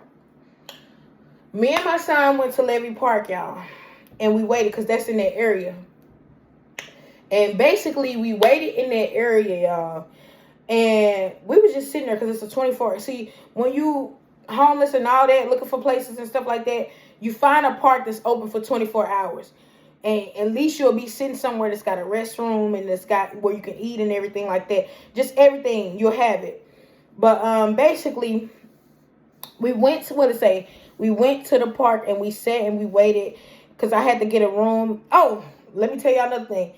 Getting these rooms and these hotels and these Airbnbs and these furnished finders, all that stuff, I'm going to tell you, you have to wait till 2 and you have to wait 3 and 4 p.m. to check in. That pissed me off the most because not only do you have the money, like I had the money when we were sitting at Levy Park, but you can buy the room, but you can't check in till 3, 4, and 2. So that was another thing that irritates me the most with like rooms and all that. You have to pay extra if you want to check in early. So yeah, so we paying extra to check in early on some of them, but yeah, let me get back to this. So basically, we waited and we waited and we waited.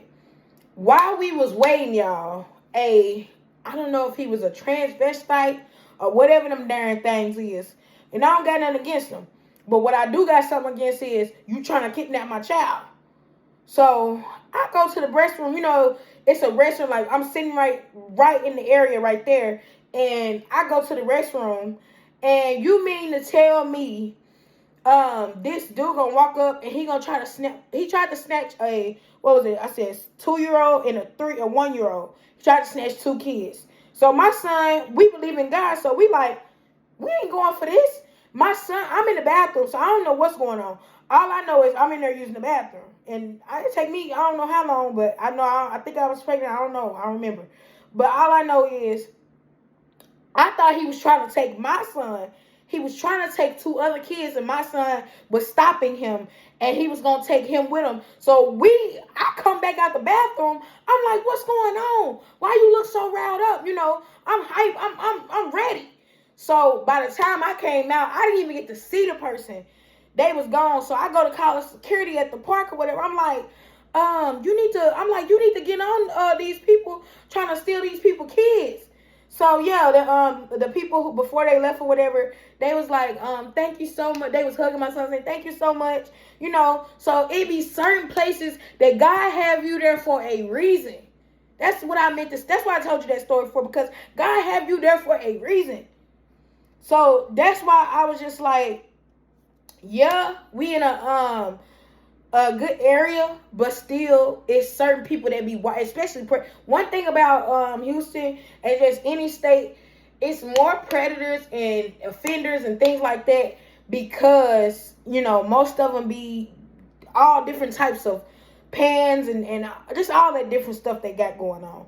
And I ain't got nothing against them. I got some against the predators, though, the kid getters and all that. I got some against them, but I don't have nothing against people who choose to do their life the way they choose it. It ain't got nothing to do with me. But all I will say is I got some against the predators. So yeah, Lord, I just hated that day, and I was ready to tell the story that day. So I got my taser and my knife out. I'm like, what? And then I had, I was, but the person never came back. We told the security guard.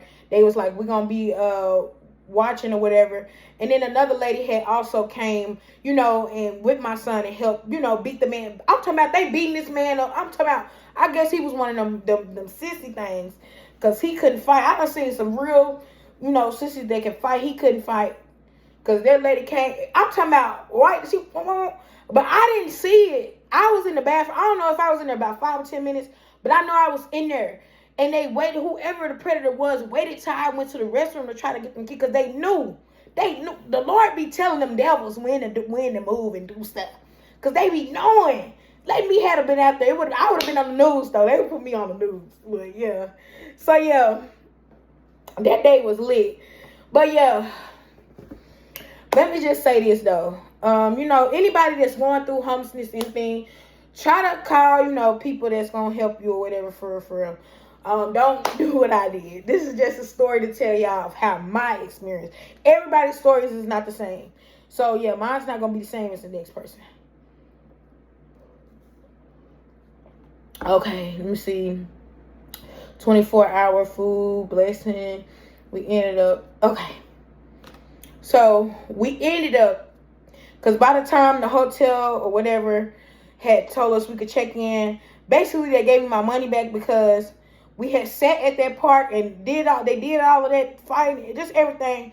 We didn't have enough time to go to the place or whatever and check in and do everything, because I didn't have, I think, Uber or something like that. I didn't have the money to get there or whatever. So what I did was, y'all, let me tell y'all, we went to a Whataburger, y'all. Before it get too late.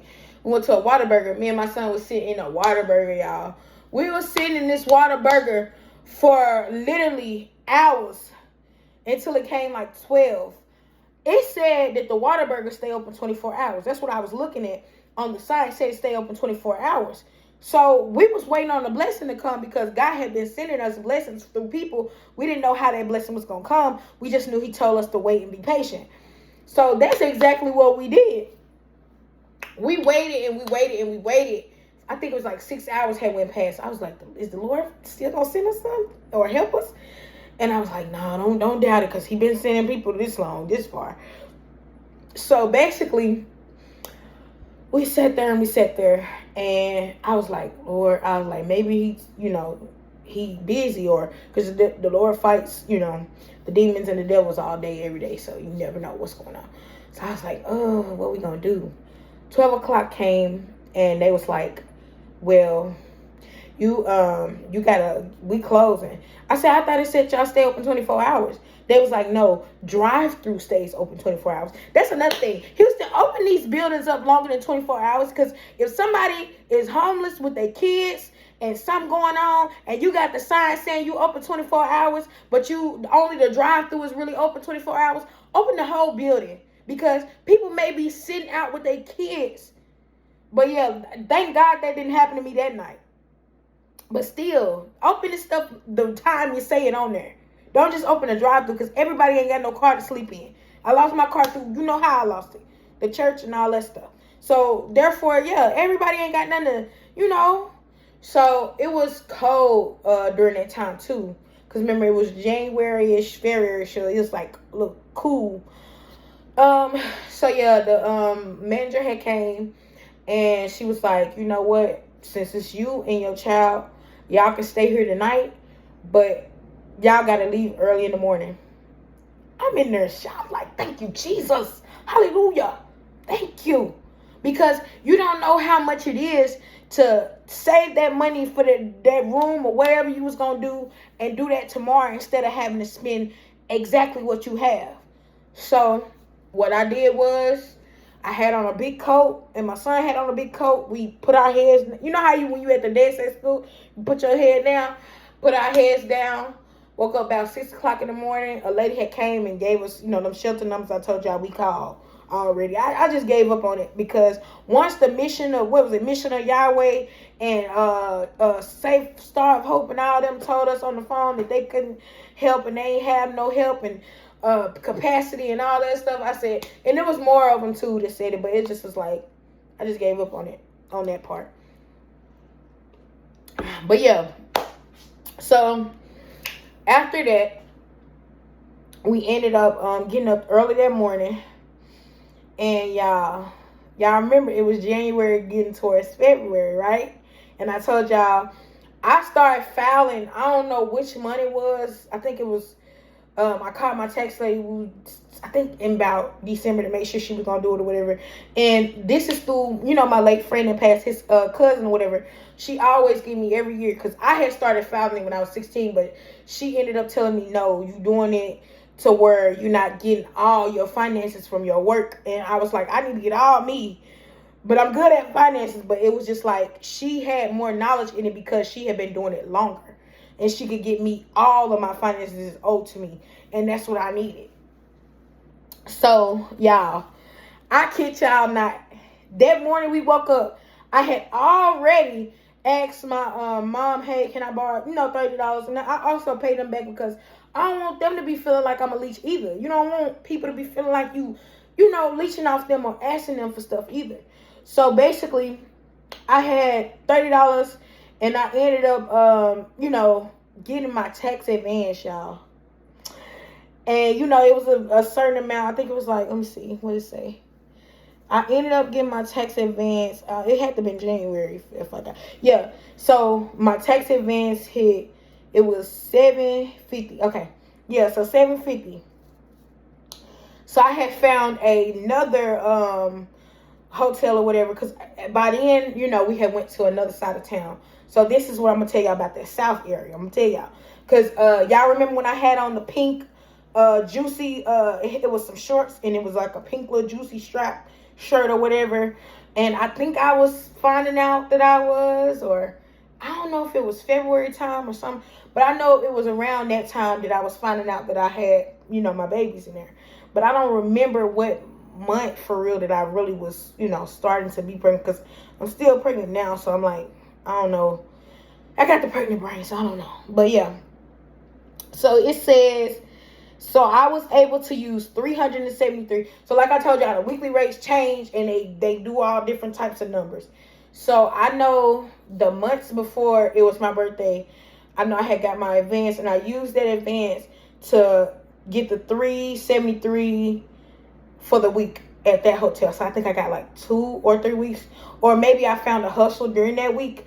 But I know that I was close to my hair store, and also I had met a man at Subway. He was Mexican or whatever. He was telling me about the hotel. That's how I got there. So basically, let me get into it. So like I told y'all, we had left that Whataburger that morning.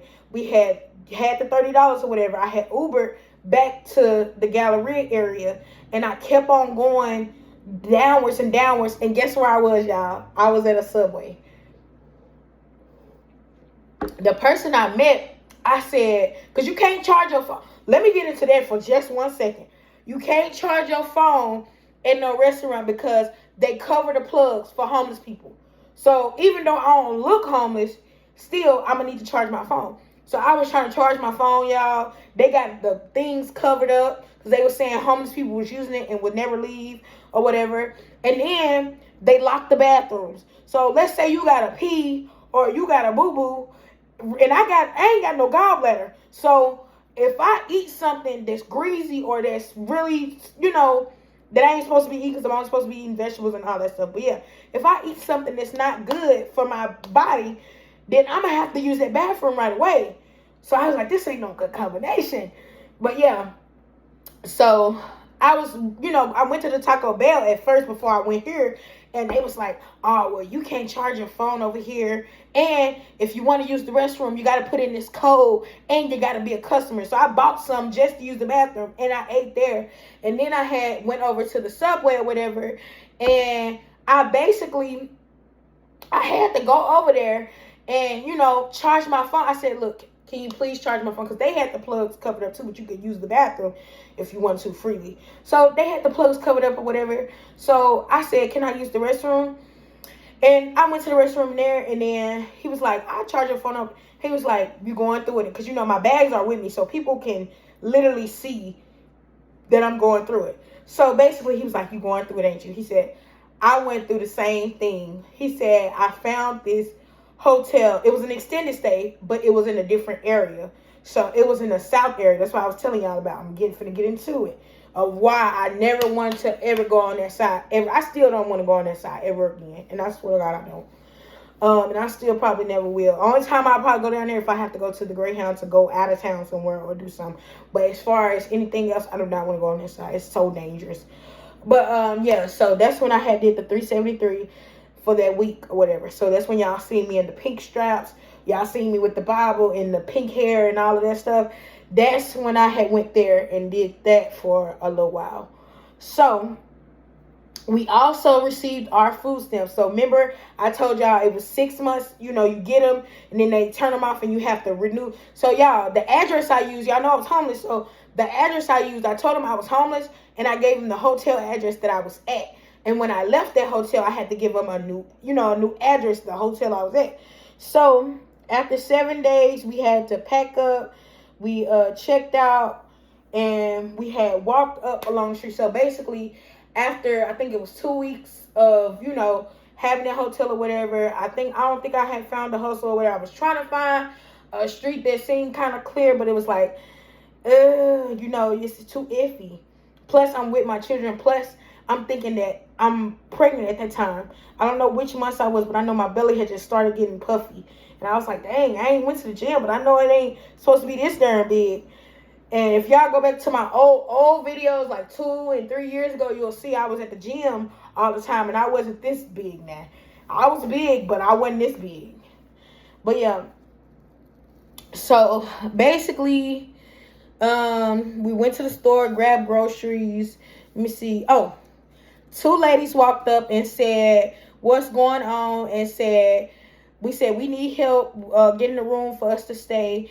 And they said we can help. So y'all, later on that day, like I told you, me and my son, we took those heavy bags again.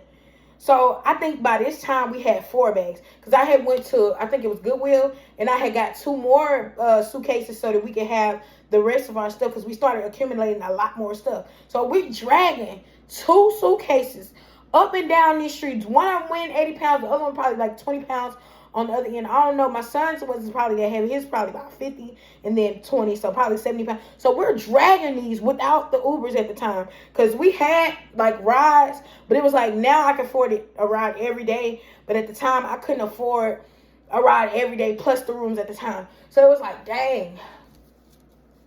So we literally was dragging those bags to a place, and like somebody had stopped. It was like two, lesbian, dyke, whatever you want to call it, women or whatever. I don't got nothing against, like I said, I just call it what it is though. But so they, they stopped. They was like, y'all are crossing this street with these big heavy bags. And I'm talking about, my son was struggling. I was like, come on. You know how you be like, come on, put your effort into it. I'm mama and daddy, so y'all know how I am. I'm like, come on. Because I'm already mad and angry at myself for having to keep on changing and doing all this different stuff and going to different places, not knowing if it's going to be clean, not knowing what's going to happen, none of that. So basically, they had walked up to us and they said, do y'all need help? And I said, yes, we need some help. So basically, she was like, having a conversation with me for the second. And I had just went and bought me and my son something to eat or whatever, because like I told y'all, we had our food stamps back on. I was like, we need something to eat now. She sent us $500, y'all. When I tell y'all $500, I took that $500 and I got us that weekly rate. Once again, I got us that weekly rate or whatever. And the other 200 and something, I believe I saved a little bit of it because my birthday was coming up too. And I had already spent my advance. Every piece of money I had already spent it. So we hurried and went back to the extended stay that we left, and we spent the $373. But the room they gave us was smoked out. It had no smoke detector, y'all. So they had took the smoke detector. I don't know how it happened. But, we went and got the, we reported it because it was going to be $500 for us to pay if we didn't report it. So, yeah, I reported it. And it says, I said, we have another 7 days. I'm surprised that I'm supposed to check out on my birthday. So, we had another week, y'all, that I paid for. The day, it was February by this time, because if it said I'm supposed to check out on my birthday. So, basically, Valentine's Day, y'all know that I really didn't too much get to do too much. I think I went to Starbucks. Go to the videos. Y'all will see everything that I'm saying. Because I was still recording and putting stuff out. It just didn't look like I was homeless. But literally, I was literally struggling going through, y'all, me and my child at the time. So, yeah, that's why I tell people, you never know what somebody going through by how they look. That's why you treat people correctly. And it's another story. Some more stories in here on why you treat people correctly. And plus, I got other stuff that just happened recently that I didn't even get to write. And I'm going to tell y'all that too. So, yeah. Basically, I'm breathing, y'all. So, I'm going, to pray, and I'm going to shout, and I'm going to do everything that the Lord told me to do. So, the 7 days came up, my birthday, Valentine's Day. Y'all know I had went and got me some little dollar store flowers, y'all. They look real, though, in the video. And y'all know I did that video. I can't remember the name of it, but y'all know I had the little white dress on. And, I had the pink hair, or what, I think it was blonde or pink, I don't remember. But y'all can go back and look at the pictures and the videos and y'all see. But I did a video that day, and the day I checked out, everybody was so sweet and stuff. Y'all, I kid y'all not, I was a little pissed. Because as soon as I walked out the door, I had to grab them big old bags and pull them. And pull them bags. Ooh, I was so mad that day a little bit. But after I got to pulling them, we ended up getting a ride or whatever. And remember, I went to Starbucks, y'all. And I had did the video in Starbucks. And I was mad a little bit because my witchcraft grandma and auntie, they kept on commenting on my video. Y'all remember that? And I was like, if you comment, whoop-de-whoop. I was mad, y'all. I was so mad that day. Not mad that day, but mad at what they was doing. But now, it don't even faze me. Now they say stupid stuff on there, and I just be like, block, move, mute. Because it's dumb to me, like, to keep on harassing somebody if they done already told you, like, come on now. But, yeah. So, I stayed a few hours at the Starbucks, and then it says, I had got some Popeyes, y'all. This is, this like a low budget, like, birthday. This is one of them birthdays, because y'all know one birthday I had went out of town. So, every birthday, you're not going to be able to do everything you want. So, my 24th birthday, I didn't really get to do everything I wanted, but it's fine because I ate, I survived. I was homeless at the time, so it wasn't like I was finna go and throw a big old party, and I ain't got none of my friends down here with me or nothing, so it was like, I was grateful. So I ended up going to Popeyes to get food. Then it said I went to the mall, and I sat there for an hour before they closed. So I went to Starbucks, Popeyes, and the mall. And y'all know I went to that park and I did a little video, whatever, to some of them songs. Some of them songs was devilment, but it was just like, last year I did a song. That last year before that I did a video to the song. So it was like, I think 23rd and the 24th, I really didn't get to do what I wanted to do for my birthday, but I had a good time, and that's all that matters. You make the best of what you have. So that's what I did. And then we walked to the Velvet Taco place. It's like the Galleria Mall, and then it's like a taco place. It's a purple taco place called Velvet Taco. And we sat in there. They don't close till, I think it's like 5 in the morning, something like that. But they stayed open a long time. So we stayed in there until 3:30 a.m. when they closed. When they closed, we sat on a bench, and we was about to walk to IHOP, but we seen a Walgreens, and it says, so we asked, could we sit in there for a few hours? Y'all, we had seen that Walgreens. It was like after you pass the mall, you go straight up. And I almost was about to give up that day too. Because I was like, Lord, I'm with my child. So many people done blessed us. But it's like, what we gonna do till in the morning? Where we gonna go? We don't have any more money. It's my birthday. And, I got witches praying on me that I don't even make it alive to this day. So to the fact that I got to do everything I did, I was grateful. But still, it was just like, it was like towards the end. And I was like, dog. But I kid y'all not. We went in that Walgreens, y'all. And we had sat at the, where the photo booth at. And we said, how long y'all open? They said 24 hours. When I tell you, me and my son put our heads down like we had you know how you sit at the desk at school? We put our heads down. The morning came. The people woke us up. The people that worked there, they woke us up. And that morning I said, I'm not giving up on us. Because that night I was a little down. But I had a good day on my birthday. Just everything I wanted to do.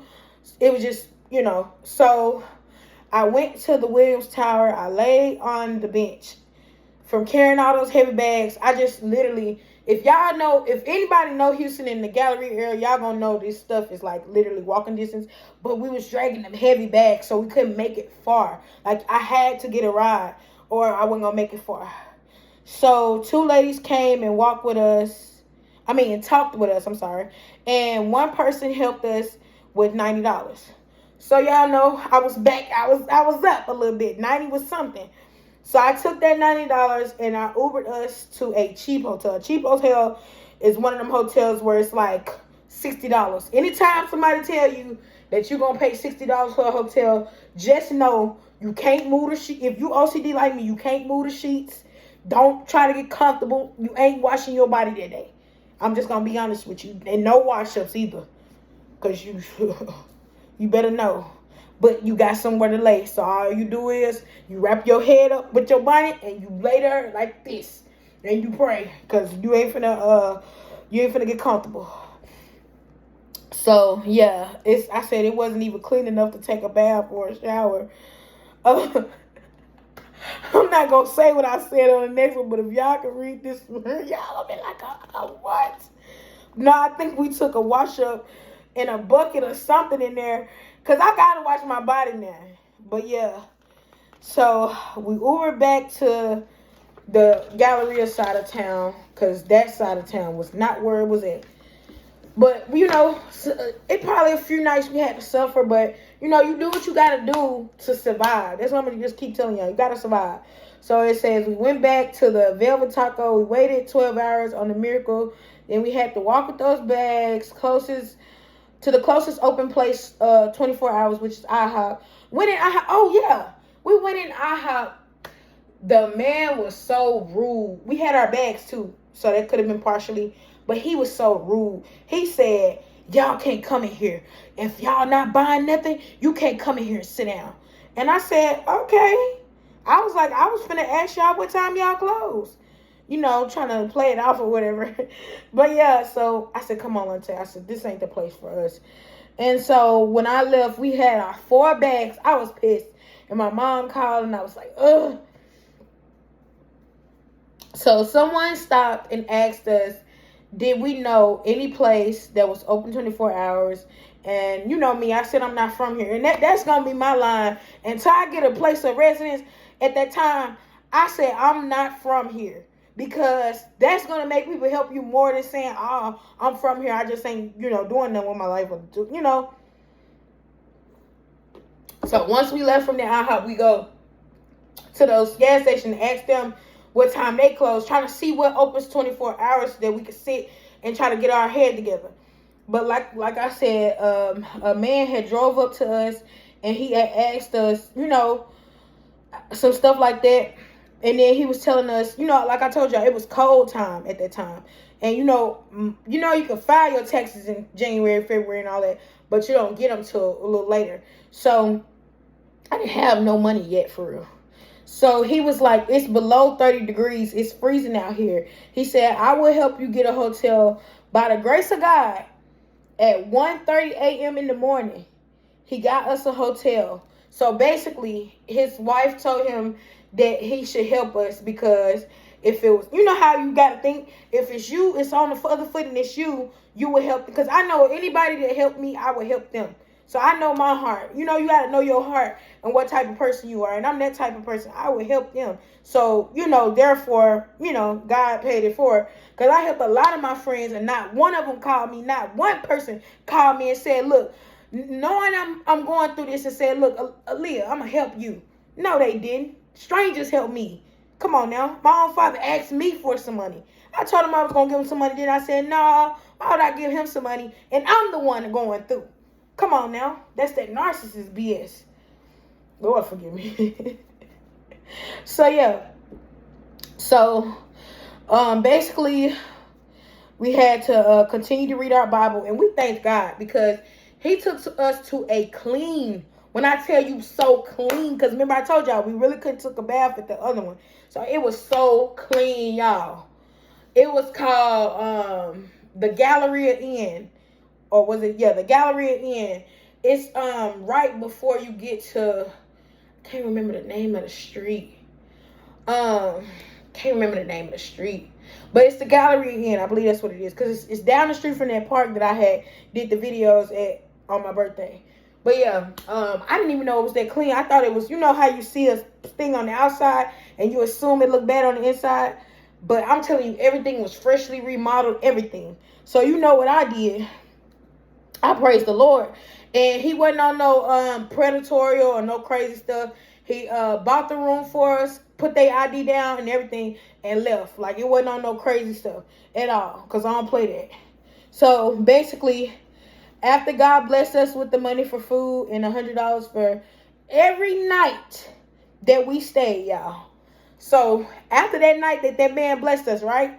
He only gave us that one night, right? And he tried to call that next day. But I was like, you helped us already. You know, I don't like to make no connections with no people, especially if they men. Like, men, you can help me like that one day or something like that. But like after that, I don't want no connections. I don't want no, you know what I mean? I don't want no, nothing to make you think that we finna be on nothing. Because I'm already pregnant and trying to figure out how I got in that. You know, that's how I'm in my head. Like, because I wasn't supposed to let him in. Now I let him in. Now I'm through it all. Come on now. That's how I was looking. So yeah, that's why I just didn't. So I was like, you know, just you know, talk to your wife or whatever, you know, just like that or whatever. But I wasn't being mean. I was just like, no, don't ever call me. I get them. If I don't mess with you now, I give you my text now. And if I give you my text now, I want you to have my number. But yeah, it's just how I am. I don't know why I'm like that. I just. I'm waiting on my kingdom spouse. And I told that man that my children's father, I told him that I'm waiting on my kingdom spouse. I'm celibate. You still sat up there and did it. But yeah, enough of that. So yeah, y'all, me and my son hustled. When I tell y'all we hustled, we went to that spot every freaking day. God told us to go out there. He said, this what y'all gonna do to stay at the, because it was so clean, y'all. And I wanted to stay there. I didn't want to go to no other one. That was the cleanest one I had ever been in.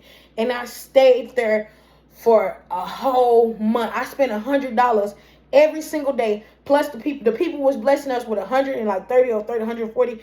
And I don't remember if we was getting food stamps or not. But food stamps don't cover every, food or whatever. Because you already can't cook for real, and you already can't like heat up the food for real. So it was like, only thing you got is a microwave and you got a stovetop, or some of them. But I don't think that one had a stovetop, or I don't think I asked for one, but I think they had it.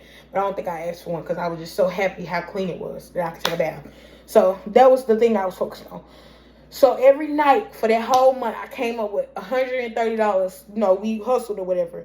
We didn't hustle in the same area because I thought that lady would be like at that area, but I knew she wouldn't be at a new area. So I had to outsmart these people because I'm like, look, I got to survive. Me and my child got to survive. So we stayed there every night. And then finally by the end of February, literally the end of February, so this was after my birthday, after we, stayed there every night, my taxes came. Y'all, when my taxes came, I was so grateful. It was like, hey, you know how some just slide under you and it's like a pick you up?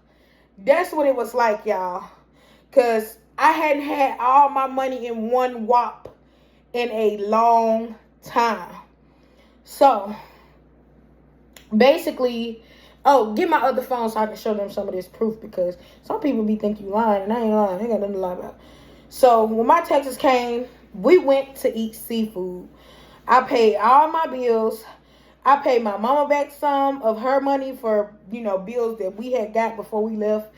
And also, she got, this the phone I came down here with. Everybody know the phone I came down here with was an iPhone 12. And I ain't gonna never leave my iPhone 12, because it's just like some stuff, I got pictures of everything. That's why I be like, people be thinking you, And this was the birthday. Remember I told y'all I did the videos of my birthday and stuff, and I had the blonde wig and stuff, and I was in pink with my Bible. And let me see. This was me and my son at Drury Inn. Look at me and my bunny, y'all. I was looking and seeing my belly got looking pregnant. Yes, and me at Drury Inn. I ain't got to lie. See? I got proof. Everything. Proof of everything. This me with the brown hair that I told y'all about. Let me see. Oh, yeah. Here go the video. Let me see if I can play it. I don't know if this phone got wiped. Here go the video of my bags. I can't play the video because I got to connect my hotspot to my thing. But, yeah. Here go the modeling. The modeling little stuff that I was telling y'all about that I was doing before I was pregnant, what I came down here to do. Here go me and my son at the Galleria thing that I told y'all I was at. Let me see. Oh, yeah, a lady bought my son Christmas last year and stuff. Y'all remember I opening those, what's the names? Let me see. Let me show y'all the Airbnbs. This the Airbnb and stuff we had went to that time. That was really clean and nice. Let me see. It's so much. But, yeah, I ain't got to lie about nothing. But, yeah. So, let me see. What I say I was going to tell y'all about? Oh, yeah. Seafood. Oh, yeah. Here go us at the mall I was telling y'all about on my birthday. If y'all go back to my pictures and videos, y'all see. And then it's also me posting me and my sister, her birthday the 25th of February. Mine's on Valentine's Day. So, basically, our birthdays in the same month. Except she older. So, yeah. And then, okay, now, I got the picture pulled up of what I'm about to tell y'all I did with my taxes. Because, see, I had all the money in bulk this time, y'all. So, when my taxes came, let me go. I paid the bills. I paid my mama. Excuse me. I paid my mama. I paid this. I paid that. But, yeah. So, what happened was, this is what I was going to tell y'all. You know, when you homeless and you going through and you with your kids, you going to find any way to survive. So, this is how me and my son ended up doing Furnish Finder. You look up FurnishFinder.com. I made a FurnishFinder.com account. And I was trying to get longer, at least a month. because I was tired of those weekly rates. I was tired of going and having to drag those bags everywhere. Plus, I either found out I was pregnant or I felt that I was pregnant. One of the two. But I know that I couldn't keep carrying those 4 suitcases every single place that I was at. So what I did was I had seen Furnish Finder, and I made an account, and I talked to a lady. First person I called, this is how I knew the Lord had told me to do it. The first person I called, she said, you could stay here for a month. So I could have more time to pray with God and read my Bible long enough to unlock a miracle. I talked with this lady from Furnish Finder. This is the same stuff I just told y'all. It's basically, it comes with it was a small home. It comes with a backyard, oven, washer and dryer, bed, couch, and privacy for me and my son. So before I get into how this looked and everything, how beautiful it was, first I'm gonna tell y'all,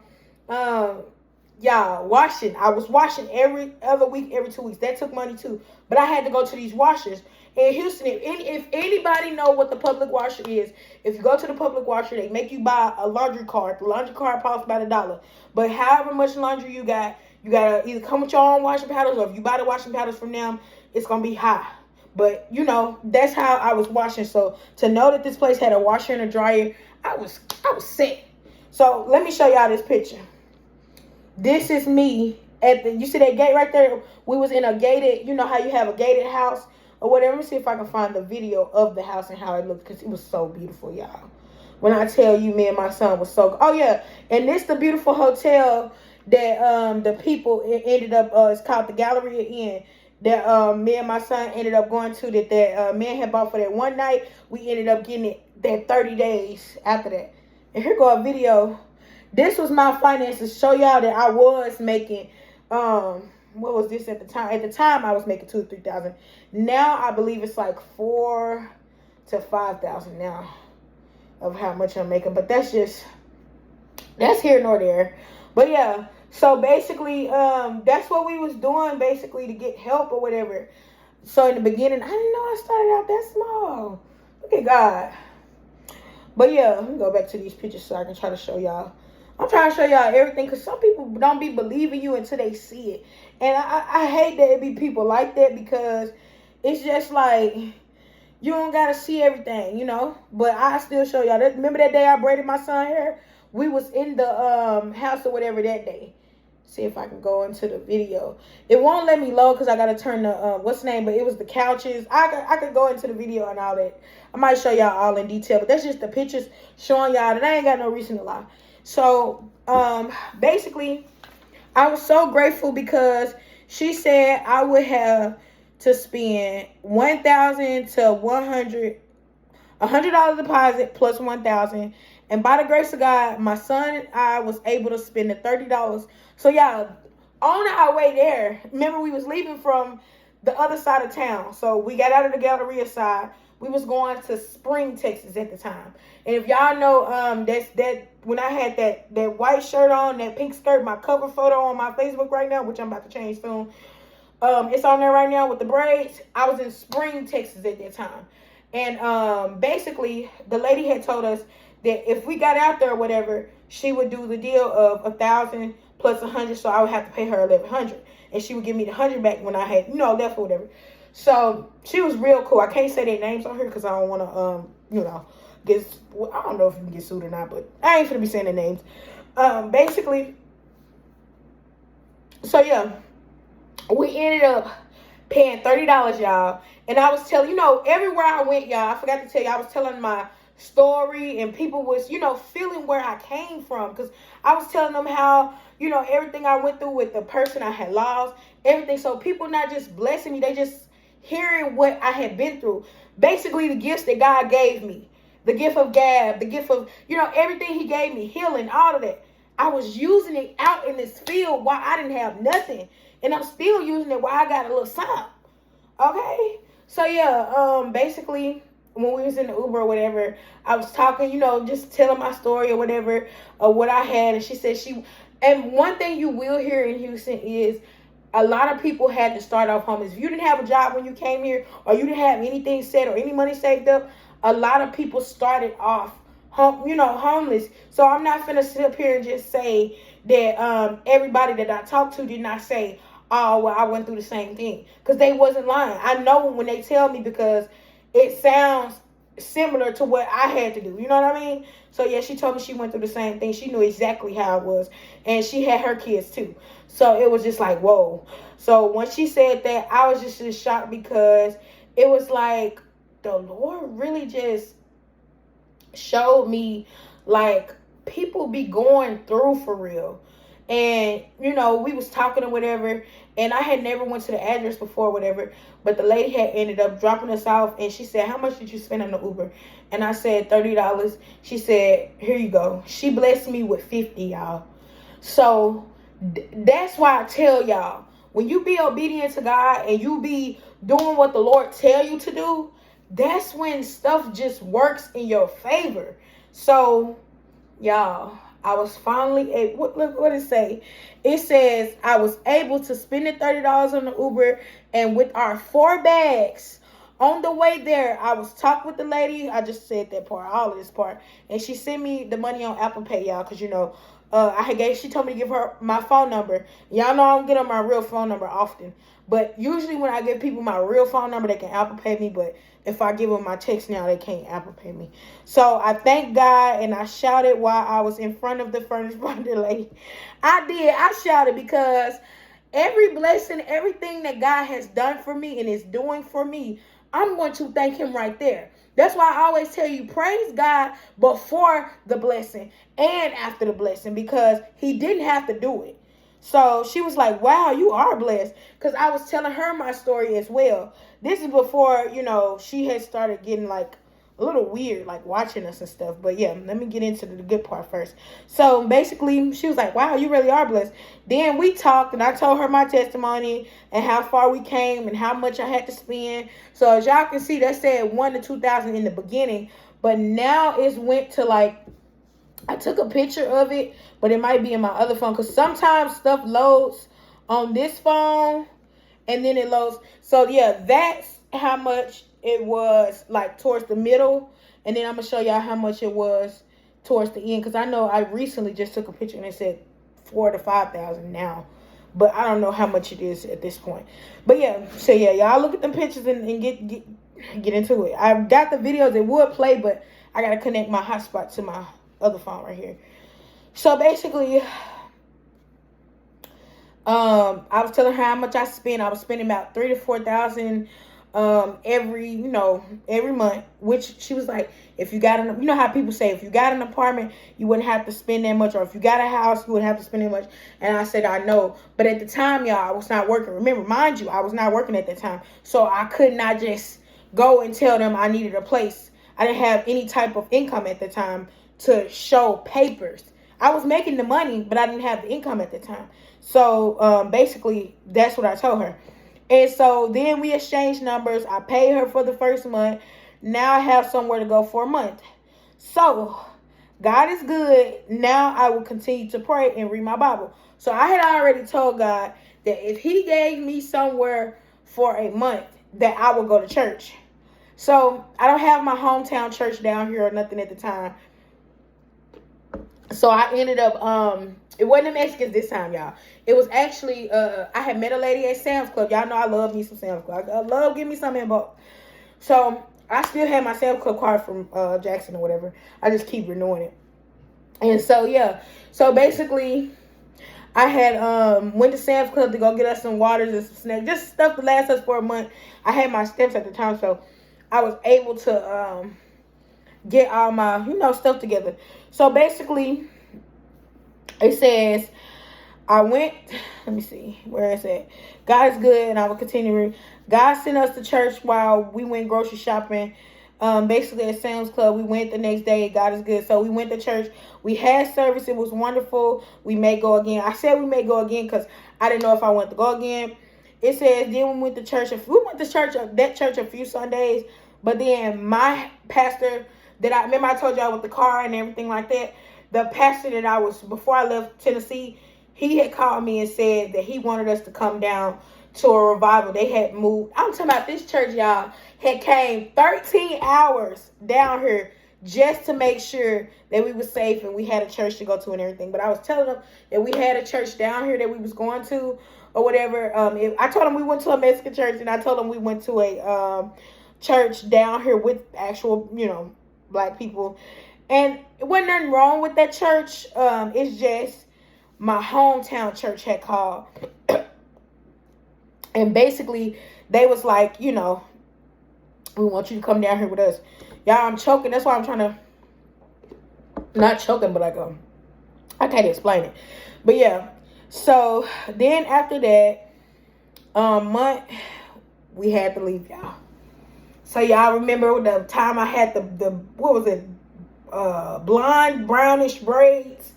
I braided all. It took me a whole day to braid them braids. Because y'all know I'm a braider and stuff. So I braided them braids. They was long too. But if y'all go on my profile picture on my Facebook and Instagram, y'all see those braids and y'all see me with the white on. It was the beginning of the time that I felt that I was feeling a little pregnant, but I don't really know what month it was and all of that. And that's another thing. I just don't know. All I know is I've been throwing up. I've been everything. I know all of that. So yeah. So after that month, we left. We got a lift. And we went back to the Grand Villa. And we paid, I think it was $87 a night. So it went down from the 100 to 87. Now, they didn't charge us a deposit because they already knew us. Because remember, I told you we stayed there for a month. So we basically hustled. And some blessed us, some blessed us with 100, some blessed us with 500. It says, God let us keep our food stamps at the time when I was getting them. God let us keep our food stamps until we found until we find a car or a home or something like that from him. He said he was going to provide us with either a car at the time or a home. So we didn't know which one was coming, but we just knew something. A home don't mean just a house. It just means somewhere to live, a residence. Because that was the whole goal. The whole goal was to get a home. So God let me to keep taking care of us while we wait on him to provide with our car and our home. And we stayed for a month. It cost us about $2,000. So before we left, I'm going to tell y'all why we left. So it wasn't the hotel that made us mad. What made me mad was, for one, my children's father had got out. So he got out. And I was telling him that I might be possibly pregnant. He thought I was saying in November. I didn't say in November. I said I might possibly be, pregnant. I didn't know what month or whatever. And at first I was playing, but, it became a real thing. That's why you don't play, because it became a real thing for real. So, yeah. So basically he had got out. But that wasn't why I left the place. I left the place because the maids that would clean the rooms while, I told y'all we leave during the day. No matter where we at, I don't be in there when they in there. I don't like that. That's just me. I already separate myself. So we leave during the day and we come back after they done doing what they have to do. Because I don't like to be in nobody's way either. Or watch nobody cleaning up and all that. I don't do that. So basically, the maid was stealing the food that we left in the fridge, that the snacks we had, all of that. They were stealing it. So y'all know we went to Sam's Club. So the little snack crackers, I didn't notice it at first. Because, who finna sit up there and count out them snack crackers and everything. And I said, wait a minute. I know I'm not sitting up here eating all these snack crackers and all this food up in this refrigerator. So I said, wait a minute, who ate the Baby Bell cheese? You know you pregnant when you count the Baby Bell cheese. I said, who ate the Baby Bell cheese? I'm asking my son and everything. So basically we left. And it says, then my children's father came home and wanted us to come closer to them. So he wanted me to go back to the north area because we were still, we had went back to the Galleria area. He was like, this too expensive with the woo. So I'm like, okay, this too expensive. But let me tell y'all this part. The place we was at was paying $87. So he told us to move to Platinum Inn, which is it's over there in the north area, but it was $75 a night. So what's a $12, $13 difference? Or however many, $15, however much. What's that difference? Like, they still high. Then on top of that, the place he told us to go to put us upstairs because all the bottom ones was taken. And I'm thinking I'm pregnant because my back and stuff was hurting, everything. And he telling me, oh well, you need to go here because it's closer to his mom and them house. Remember the one that told me to get the F out at the time. So I'm dragging the 4 bags up the steps. I don't know, wait. He helped put them up. But I know after he left, when I check out and check back in, I would have to pull them up myself. But I just couldn't keep pulling those bags. It was no elevator. So I had 4 bags. It says no elevator. I had 4 bags and I carried them pregnant. I think I was pregnant because I put pregnant on here.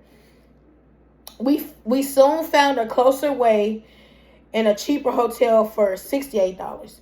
Y'all, this proceed. Remember I told you, anything in the 60s is not finna be clean. So it was called Prestige Inn. Now the person that owned it was cool. Only thing is, I don't know, I think I did I think it was my molestation video. If y'all go back to any of my videos, y'all gonna see exactly what I'm talking about. But yeah, I think I did my molestation video in that hotel or whatever. It was only $68. But the only thing is you can't look behind the bed. You can actually take a shower because they clean the tubs and stuff. But it's like they wasn't doing no deep clean for real. So it's not a good place at all. But you know, you do what you have to do. So it says we held for a week during that. And we met a lady and she sent us $100 gift card on Uber. So a gift card on Uber is like a person can send the money, but it can only be for rides because she seen we had 4 bags. So she was like, okay, I'm going to send y'all this gift card for y'all to get around. You know what I mean? So she also gave us $100 in cash. And she also gave me $20 on Cash App. So the lady had I'm talking about the dress was long all the way down to her ankles. And I knew God had sent all the people that blessed us. I knew God had sent them. And I'm going to tell y'all about what happened recently. I'm going to tell y'all about just everything. So it says, then we saved enough to leave and get to an extended stay.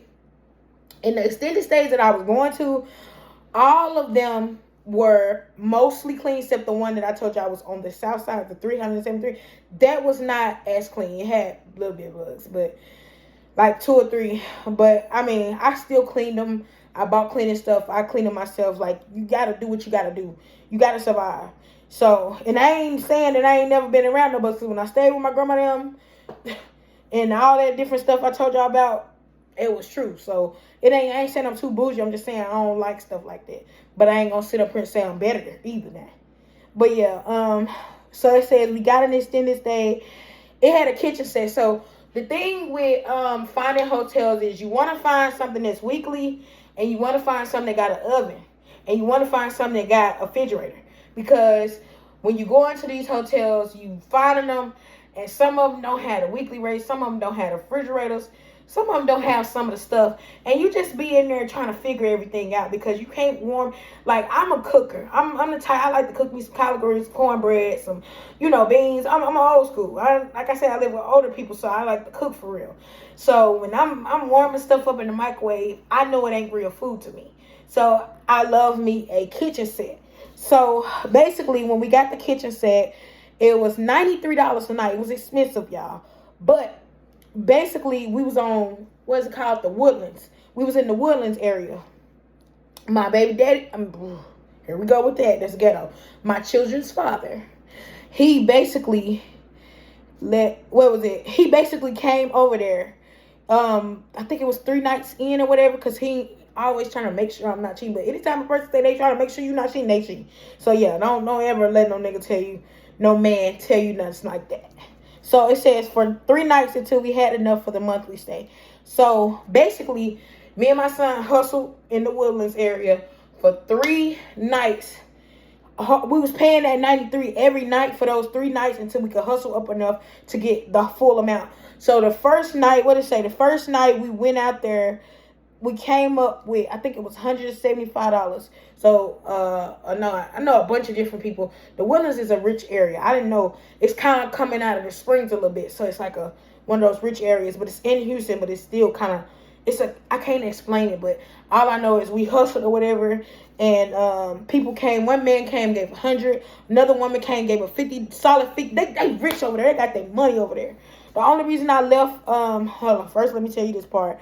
Luckily, we came up with 200, and we paid the $375. I said, now we have somewhere to go for the month, by the grace of God. So we are just praying and waiting on God to send us a home and a car. Thankful that He has taken care of us 9 months, no job, no car, no home. My children's father was not able to let me live with him due to it being packed and full, because it was. He had the friend over there, he had the brother over there, the brother had his boyfriend over there, his mama over there. It was a lot of them. And plus, I don't like being around people, so he didn't want to let me over there anyway. Especially, I still was kind of a little mad because he told me to get the F out of there. But I'm going to tell y'all a little bit more into that in just a second. Let me finish this off, and then we're going to go into the rest of the story. Because this was 9 months into that year, which is leading to, I still have to tell y'all the last 2 or 3 months leading up to now. So basically, it was packed. I needed my own space and bed for the babies and my son to sleep, so I wasn't just finna cram up in there anyway. God has continued to keep us and are just being patient and trusting in the Lord to make make us away. Okay, so we done with this, y'all. I'm done with this. So let me just finish the stories off and whatever happened after that. So after that, basically, we had did the monthly rate or whatever. And we basically, remember I told y'all we was hustling or whatever. Remember I told y'all I was in, I think it was, what color was that? We got a picture of it. I was in turquoise. And I was telling y'all that somebody had held a gun to my head. This the color I was in. I had did this video. So basically, well, not to my head, but you know how they stand like in front of you and try to scare you, but you ain't scared. That's kind of how it was. So basically, I was, hustling, me and my child or whatever, and he was like, it was an older lady. She seen us out there before, and she tried to come and take it from us. And I told her I wasn't leaving. I said, you got to go to another spot. Because I knew that we wouldn't survive if we didn't have any money. So I wasn't finna give it up that easily. It's just like if you in a gang or something. Well, I'm not, but it's just like if you're not finna just give it up. You know what I mean? Like that. If she had been nice, I probably would have gave it to her. But it was just the way she did it and said it. Y'all need to leave. I was like, who? So basically, I had ended up telling her, I was like, I'm not going nowhere. And, she sent her son or whatever to come over there while we was over there. And I was like, he ain't making me leave either. He was yelling, raging, y'all need to leave. I was like, calm, laughing. I was just like, I'm not going nowhere. So that's when he pulled out this and was like, you and your son need to leave. I was like, I'm not going nowhere. And I said, you need to put that up or you end up hurting yourself. Because, see, I had my stuff in my room or whatever. So it was like, oh, man, not me lacking a little bit. But I still ain't scared either way it go. You do what you got to do. Because I knew I was pregnant at the time, too. So I was just like, you do what you got to do. And so that's when, I also called my mom and told my, grandma and them, too. And, they prayed. I'll tell you what happened. So basically, he ended up leaving or whatever because I ended up laughing in his face. And she ended up trying to sit there anyway. But they was only blessing us. They didn't bless her. And it was just funny to me because I was like, you did all that and the Lord just showed you. And yeah. So basically when I went back to the hotel or whatever, I told my mama, my grandma, and I was like, I was about to beat him. Because I really was about to get up there and get, because he forgetting I got these hands a little bit though. I used to fight, I was trying to, but I was like, I'm pregnant. I can't be whooping on nobody like that, especially no niggas with no guns.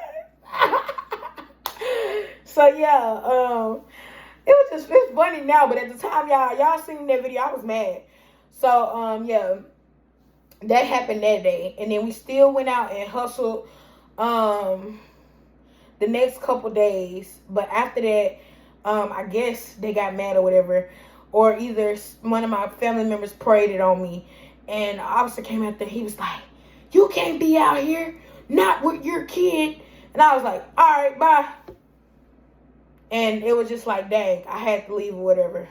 Because once they said, it's like, you had to leave.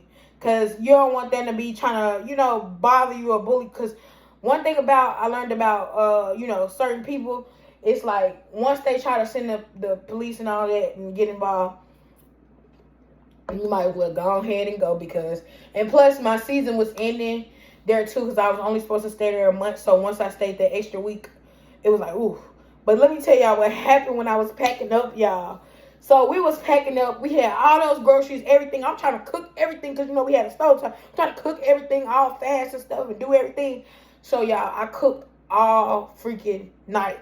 So I ended up having to throw away food that I did not want to throw away. I was like, I could have gave this plate to somebody. I could have did this. But I didn't know nobody to give it to at the time. So I ended up having to throw whatever it was away. And then the bags they would give us was so freaking tore. Yeah, I'm taking the stuff down. You know how you take it down to the steps, down to the trash? Taking the stuff down to the trash. The bag ripped on me. Then on top of the bag ripping on me, when I got to the trash, they must have threw a wasp nest out by the trash, the big dumpster. And so on my way walking back towards the hotel, like to check out, because I was going to check out that morning, a wasp stung me in my butt cheek. Woo, God. I remember that day, y'all. Like it was, yes, I'm talking about, I remember that day. So I'm trying to tell my mom, I'm like, Mama, I was so mad that day. I was so mad that day just because I had to leave my good old spot. I had to go back out into the, not saying the wilderness, but it was like the wilderness. And I was just like, Lord, I'm so tired. I was like, I'm so tired. I had all 4 of those bags. Oh my God. So that's when I was like, dang. But yeah, so then we had left the Woodland side. And basically, what side did we go on after that? I'm back, y'all. My phone died that time. But yeah, so we ended up going to Bryan, Texas after that because I eventually just said, after the Woodlands, I was like, we need to start taking a vacation. We already, got to carry these bags everywhere and get so many rides everywhere. I was like, we need to start taking a vacation. So that's when we went to Bryan, Texas. Because a lady had seen us at Walmart and she told us that if we went to Bryan, Texas, that we would make, if we hustle, like, she do the same hustle we do. She was like, you will make $500 in one day and you won't have to do everything for a whole week. So we went to Bryan, Texas. We went to the address she told us to go to, and because she said she used to have a house out there. And we went to the address she told us to go to. And once we went there or whatever, y'all, she wasn't lying. We made, y'all trying to get some off my pants. I was going to say, we made $500 in it one night. Only thing is, it's illegal to, the hustle we was doing is illegal. So the second day, the police ended up seeing us out there. But by that time, I had $700. So what I did was I took that money and I had ended up going by my same little hustle or whatever at the time. And like I said, I had already left the Woodlands. Then I ended up going and leaving. I believe it was around the time, a little bit before I had moved to the place I'm at now. But yeah, so basically, long story short, we just started traveling. I ended up going to, after they told us we couldn't go to Bryan, I ended up going to Fort Worth. So I ended up getting on the Greyhound with my son. We ended up going to Fort Worth. Fort Worth, we was downtown. They don't allow you to do our hustle down there either. So basically, if y'all hear anything, that's the air conditioning or some water or something. But yeah, so they didn't allow us to do our hustle down there either. So basically, what we was doing was, we was like, okay, if we can't do our hustle down here, then how we gonna make money? So God sent beautiful strangers, basically, people that seen us, and I think it was one rich woman and husband and wife, and they seen us finna lay out on the ground or whatever, and they ended up saying, here you go, and gave us $100. We took that $100 and saved it, and we basically had waited. And I think the next few days, we had got a room the next few days down there. While we was down there, it was like, we already homeless, so it really, like, you know, we can't stop what's already going on or whatever. So we ended up, basically we ended up going to a room until we ran out of money. And then one night, the Hilton, the manager, we sat in there until they was, you know, getting ready to close the lobby area. And he was like, are y'all okay? And we was like, nah, we been sitting out here with our luggage and stuff like that all night or whatever. And I was telling him, you know, I'm pregnant, I got my son. You know, people always be like, you know, that's your son or whatever. You know, they be thinking that's, you know, we so close in age. Well, not close in age, but you know how the age thing is. So they be thinking that's, you know, my brother or something. But I be like, nah, that's my son. No. But yeah, so long story short, he ended up letting us stay there that night. In the morning, we woke up. We sat by the I forgot the name of that tower. It's I forgot the name of it. Y'all, it's a tower of John F. Is it what's president? It's a president. I think it's John F. Kennedy, I think. But it's a president he known for down there in Fort Worth, staying at that hotel that we had stayed at. But yeah, he ended up letting us stay there that night or whatever, free of charge. We slip in the, you know, like it's an upstairs, it's an escalator, whatever. So yeah, they was real nice to us in Fort Worth.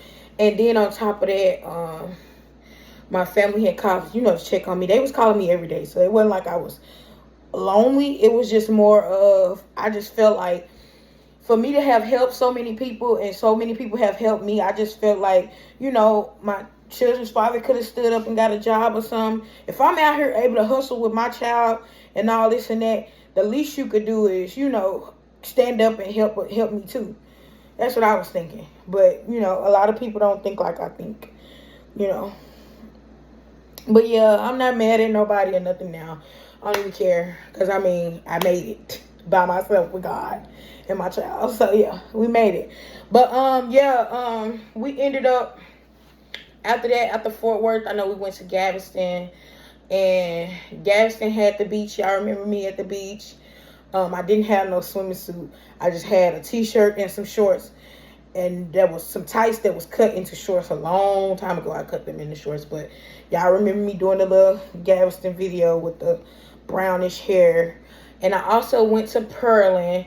And Pearland was real nice to us. That's one of the richest areas in Houston, too. And I know we went by, I think it was Walmart or something like that. And they ended up blessing us. They one of the rich areas. Mostly finding the wealthy areas. And I'm going to tell you now that a poor person will give more than a rich person will. A rich person will look down on you because they have it. And a poor person will help you more than a rich person. I learned that, you know, being homeless and being the one that, you know, had to go through. And then also after Galveston, Pearland, Bryan, where else did we go? It's some more places we went, but I just can't remember all of them. But all I know is the ones that I posted online, y'all can look in the videos and y'all see, like that time we was like, nobody but God, God. And I had on the green. That was when we was in Fort Worth. And we ate good. We ate at Texas Roadhouse. And we had a good time down there, actually. It just, you can't hustle down there. So it have to be some real kind people. Because we almost got stranded, to be honest with you. But when we sat at that president sign or whatever, God had sent an angel. We sat up there for a few hours, though. And then people up there that be talking about they supposed to be, what is it? They supposed to monitor something. I was like, if you don't help us. Yeah, so they got one street down there in Fort Worth called Lancaster that's supposed to help the homeless. What is a street gonna help the homeless? Like, come on now. It takes people and it takes more than a street. So yeah, I never went on that street, but that's what the officer told me when I tried to hustle down there. She was like, you can't do this down here. She was like, you'll go to jail down here. Well, but yeah, she was like, it's a street. You can only go on this one street to get help. And I was just like, that's crazy. You gonna take a whole town and tell people they can only go on one street to get help? So yeah, if y'all seen the zoo videos, and stuff back when I went to the zoo and seen the monkeys and the lizards and whatever the animals and stuff is. When me and Alante went, basically I went in Fort Worth, and we basically were still able to eat, have fun, do the stuff that God wanted us to do, just off the grace of God. And that's why I tell people all the time, it's not about how much money you got. It's about how much faith you got. We walk by faith and not sight. So I didn't know all the things that I was going to have to struggle through. Because you think if I would have knew it, I would have done it. Probably not. But I'm grateful as I don't know what that I did, because I would have never met the people that I met. Also, a lot of people be giving me their numbers and stuff like I told y'all. Some of them I be giving them my text now. And sometimes if I give them my regular phone number, if I don't want to talk to nobody or something like that, I will block them and delete them. So we probably could have had help a long time ago. But I just don't like people all in my business and all of that. And I don't want nobody keeping up with me unless they following my, social medias and stuff. That's the only way you're going to be able to really just keep up with me and see what I'm doing for real. And so basically, long story short, after the vacation and all the good fun and stuff, I ended up coming back to Houston, and basically we ended up talking to a lady at Rainbows when I was going into the shop for you remember the video I did, the last video I did before this one, the one when I was shouting in the white, and I had on pink pants, and I was, had my belly out and everything. Basically I was shouting for the Lord, because the Lord had already spoke to me that he was giving us somewhere to stay. And I had just basically had, but when she told me at Rainbows, the only thing I would tell y'all, remember I told y'all I had to camp for a little bit. I'm finna tell y'all about the week I had to camp. Me and my child had to camp, my bad. So, and I was pregnant too. Because this was recent. Very recent. Before September. So I know this November, it's not that recent, but a few months back recent. So basically what happened was, she told me at Rainbows that she knew a spot and she had a friend that would get me in, because I already had my paperwork. All I had to do was call the place and get in. So basically she told me all of that to tell me that I had to basically get myself in, but all I had to do was, put in the application. So I called the place and went up there or whatever with the friend person she told me to go up there with. And she was like, she didn't know further in because she wasn't there, but he did because he was there. So he explained to me that you have to pay a $200 deposit for the application fee. And then I think it was $700 for the 1 bedroom and $1,200 for the 2 bedroom, 2 bath. So I got the $1,200 one. But basically, and I don't know if they got 3s and all that. Y'all have to ask and all that. But I know which one I needed, because I've been in so many hotels and so many Airbnbs, furnish finders. I done found every other type of way to live except a regular place. So, and I didn't care. I used to be mad about, if this person in a house, this person in an apartment. I don't even care at this point. I just needed somewhere to go at that time. At this time, I meant. And all the times, So, so I know before I had moved down to Texas, my rent in my house, when I had my house, y'all remember the videos of the house, I had spent like $850 for my rent. When I got down here, just for an apartment, it's $1,200. So I know that when I get into a house down here or a mansion or whatever, it's going to be up into the 10,000s and just up. So that's when y'all see the growth, but y'all gonna see me down first, then you're gonna see me get up. It ain't gonna, like I said when I got the place or whatever, it's not gonna be overnight. We manifest, and it's not gonna just happen like that. It takes time. Just like with the car, to be honest with y'all, I'm really not in a rush for a car down here, because these people down here not down here because I'm out of town right now, but down in Houston, they act like they got their license out of Cracker Jack box. Because baby, I done seen so many wrecks and so many, especially with what I done seen for real. It's just, and me having to pray. Oh yeah, I got my tongues too while I was hustling back in the days. So yeah, my tongues came. I don't know if y'all remember me saying that I tarried a whole lot, and God gave me my tongues. I had quit smoking, what was it, blacks. And then, you know, I kind of started back a little bit, you know, when my baby pissed me off. When my children's father made me a little angry, I had started back. And then, but we can't blame that on them. We can blame it on ourselves. But yeah, so yeah, that was on me. But then I quit again, so it is what it is. But yeah, so basically, long story short, me and my son, when she told us about the place, me and my son basically had to camp. So I ain't never, like I told y'all when I was on the thing, I ain't never went camping before. All I know is I watched Outdoor Boys a couple times online on, what was it, TikTok and Facebook and all that stuff. That's all I know. And I think a YouTuber, but he said he was stopping or something. I don't know. But all I know is I watched Outdoor Boys a couple times, and that, you know, you see what you see. If y'all ever seen Outdoor Boys, y'all go look. But yeah, they'll help you, I guess, during the mark of the beast or anything.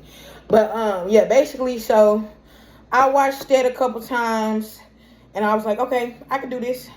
So me and my son, we bought us a tent at Walmart. We bought us a fire starter.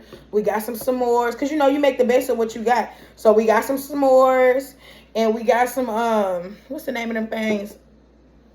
Some graham cracker. You know what's the stuff that go on s'mores. We got that. We had the tent. We had our suitcases. Only thing I didn't like was dragging those heavy suitcases back and forth every day. And then how hot the tent was through the night. Because, you know, it wasn't wintertime. It was burning hot still, summertime. So, yeah, in the daytime, like if you leave at 5 something, you basically burning hot. And so I had to save up. Before I had got all the money that I would use to spend on the hotel, I saved all that money for that week to put on the down payment. What was it? The down payment or the deposit onto the apartment or home, whatever you want to call it. And that's how I had saved up enough. So basically, they sent me a check from, you know, YouTube or Facebook or whichever one I got paid. I can't remember which one. But all I know is they sent me the check, and I couldn't spend it on a hotel for that week. I had to save. And I also had to, you know, DoorDash, all that stuff to get the money I needed to get into a place. So that is how I ended up getting into the place I'm in now. And so basically, once I got in, you know, the lady was telling me everything. Now, let's get into the place. Whoo. Ooh, I'm so irritated. Because it's a fixer-upper. I done been in the hood and ain't had to fix nothing. I'm talking about I ain't had to call nobody, ain't had to fix nothing. So, let me see if I got these pictures in my phone. So, I get in there, y'all, and it's mold in the roof. So, they had to fix that. The thing ain't got no faucet thing on the faucet. They had to fix that. And then, on top of that, this was like that. They had to fix that. Let me see what else. They had to fix this, y'all. And y'all can use these for reference. Like, if you want to laugh, baby, because they fixed it all. But still, it was a fixer-upper. I'm just showing y'all it was a fixer-upper. And here go the pictures of us camping. Oh, yeah, let me see if I got a picture of the s'mores. Yeah, s'mores. But, yeah, so it was a fixer-upper. And it's still a little stuff that I want them to fix. But all that stuff I just showed y'all, they fixed it. But it's like, I'm still having to call and say, fix this, fix that. And y'all know I don't like to be there when people fix stuff. So it just be, ooh. And they keep trying to send these big old men. Don't get these folks, all right? Don't get these folks popped down now. I'm going to show them the real Tennessee and Texas, real. But, yeah, so that's my only thing with this new place. And it's a work in progress because, like I suffered, you know, last year with not having anywhere, I'm going to have to suffer with this fixer-upper. But I'm not going to knock anything because something is better than nothing any day. When I tell y'all something is better than nothing. So I'm grateful for everything I have. They got some good stuff in there too. It's just, I showed y'all that to show y'all that it's not perfect like I'm used to. Like my house, I didn't have to fix nothing.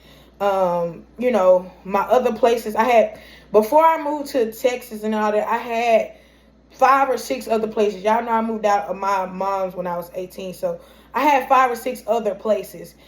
I just never had to fix anything while I was in there. And then the reason I didn't see those things was because the lady would sell you stuff in the dark.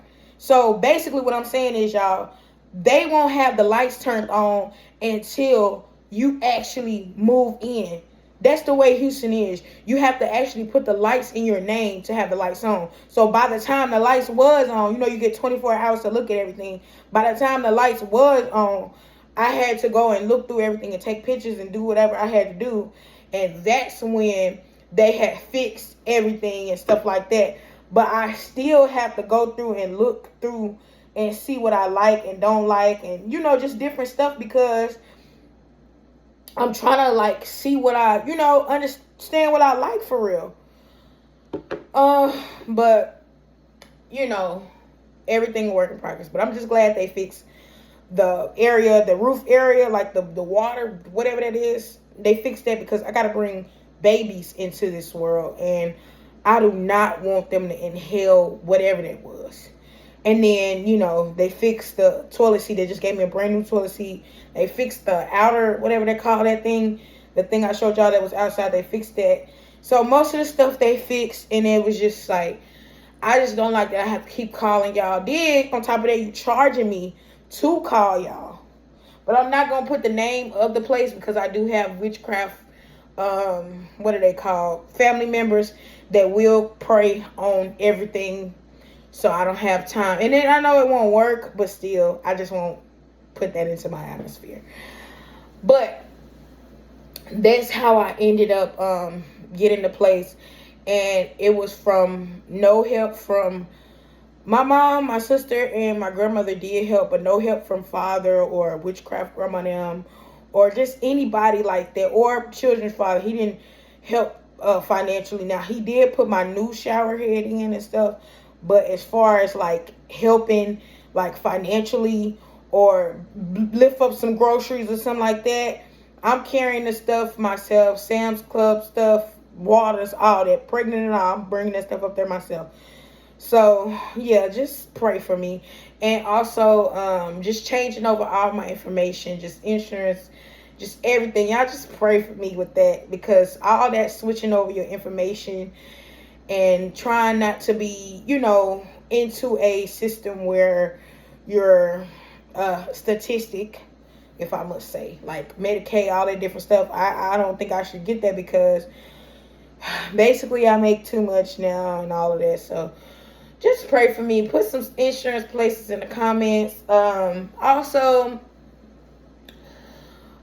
ways to get stuff up steps and just all type of stuff I need help with. But I'm figuring it out. Slowly but surely, I'm figuring it out. But, just help. Like, pray for me. Then also, I got some good news, and to me it's a little bad news. It's not 2 babies no more. It's 3. So before I turned my insurance off from down there, I went to the doctor, and the doctor told me that it's not 2 babies, it's 3 babies. So instead of twins, it's triplets. And they all the same gender. And I don't know if I'm gonna do a gender reveal, because I don't have any groups of family, and I'm really not talking to my children's father. So it's like, well, not right this second, but you know how that go. I don't like drama, so I just need to woosah. But yeah, so it's like all this different stuff, like. But I'm just grateful that I'm not where I was last year. I'm grateful that everything happened the way it did. I'm just grateful for just every moment, every second of the struggle. I'm grateful that I was able to tell my story of how God kept me through no home, no job, no car, and no place to live, just everything. You get it. Like, God helped me through having nothing. And y'all know I had to do it in November, because it was nothing at the time. But all I had was Jesus Christ. I had my Bible, and I was praying consistently. And I was just with God like the whole time. And also, like I said, the church had came, and they seen us. They came 13 hours down to see us and stuff and pray with us. And they was just like, they was happy that I had somewhere, because I told them I wasn't going to go back to church until I had somewhere, because I didn't want them to be, you know, bashing me or nothing like that, or making fun of me, or you try to tell me come back or whatever. So yeah, like, God took care of me, and it's like he'll take care of you if he took care of me. So if y'all see me, if y'all you know, want to donate, give, especially baby stuff, because I don't have a baby thing yet. I need the bottles. I need every baby thing I can get, because I don't know if the family gonna put in or whatever. They already, you know how, you don't know how many months and everything. They already be wanna, you know, say, oh, you not, you know how they go. And I don't deal with drama, especially don't make me lose my children because you mad. So no. But yeah, if y'all want to donate or give to the babies or to me, just like I said when I had it or whatever, the Lord said he gonna provide everything. If he provided this far, you know he gonna provide. So yeah, if y'all want to give to the babies or anything, because I know they do in a few months. I don't know the dates and all that. Don't ask me all that, because I don't know. But I know I'm gonna have them in a few months, and I don't know if they're gonna let me push them out. It might be C-section, I think, because it's so many. But yeah, just prepare. And I don't know, I might show y'all what color or whatever, what gender they is. The family, his family know what color, what they are. But yeah, I don't know, I might show y'all something. I'm gonna think about it. But yeah, my son is happy because he will be a big brother, and you know, everything is working out. I may not be married yet. I want to be married. I told that person I want to be married before all of this. But, you know, God had other plans for other people. And he knew everything that would happen before you was born. So it's like, you know, he already knew what I would do and what this person would do and everything. And how everything would go. So I just got to trust the process. Hoping and praying that my mom comes down. She said she will. But I need her to come down, because I don't know if I can have these babies for myself and then my son and stuff with me. And I don't even know if they let your kids come in the, you know, the room with you and all of that. But I'm gonna be well, I don't know if they do I don't know how they do them, because I had my son vaginally, so I don't know. But yeah, we getting all out of topic. But yeah, I know y'all don't see me brush my hair, yawn. Oh, y'all had some chocolate in my teeth, y'all. So y'all see me yawn. I got chocolate in my teeth or whatever. But yeah, I know y'all gonna watch this video and be like, dang, this is a long video. But I've been waiting on this video for a long time. A long time. And I'm just grateful to finally have it out to you guys. And finally just get it out to you guys. And I got more videos coming up of stuff that God has for us to do. And y'all know I'm always gonna keep it real and tell y'all everything, because that's what I do. And I'm also gonna, you know,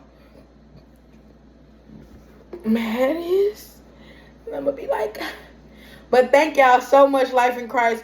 Go comment, like, subscribe, and follow. And y'all, hit that bell. Thank y'all, Life in Christ.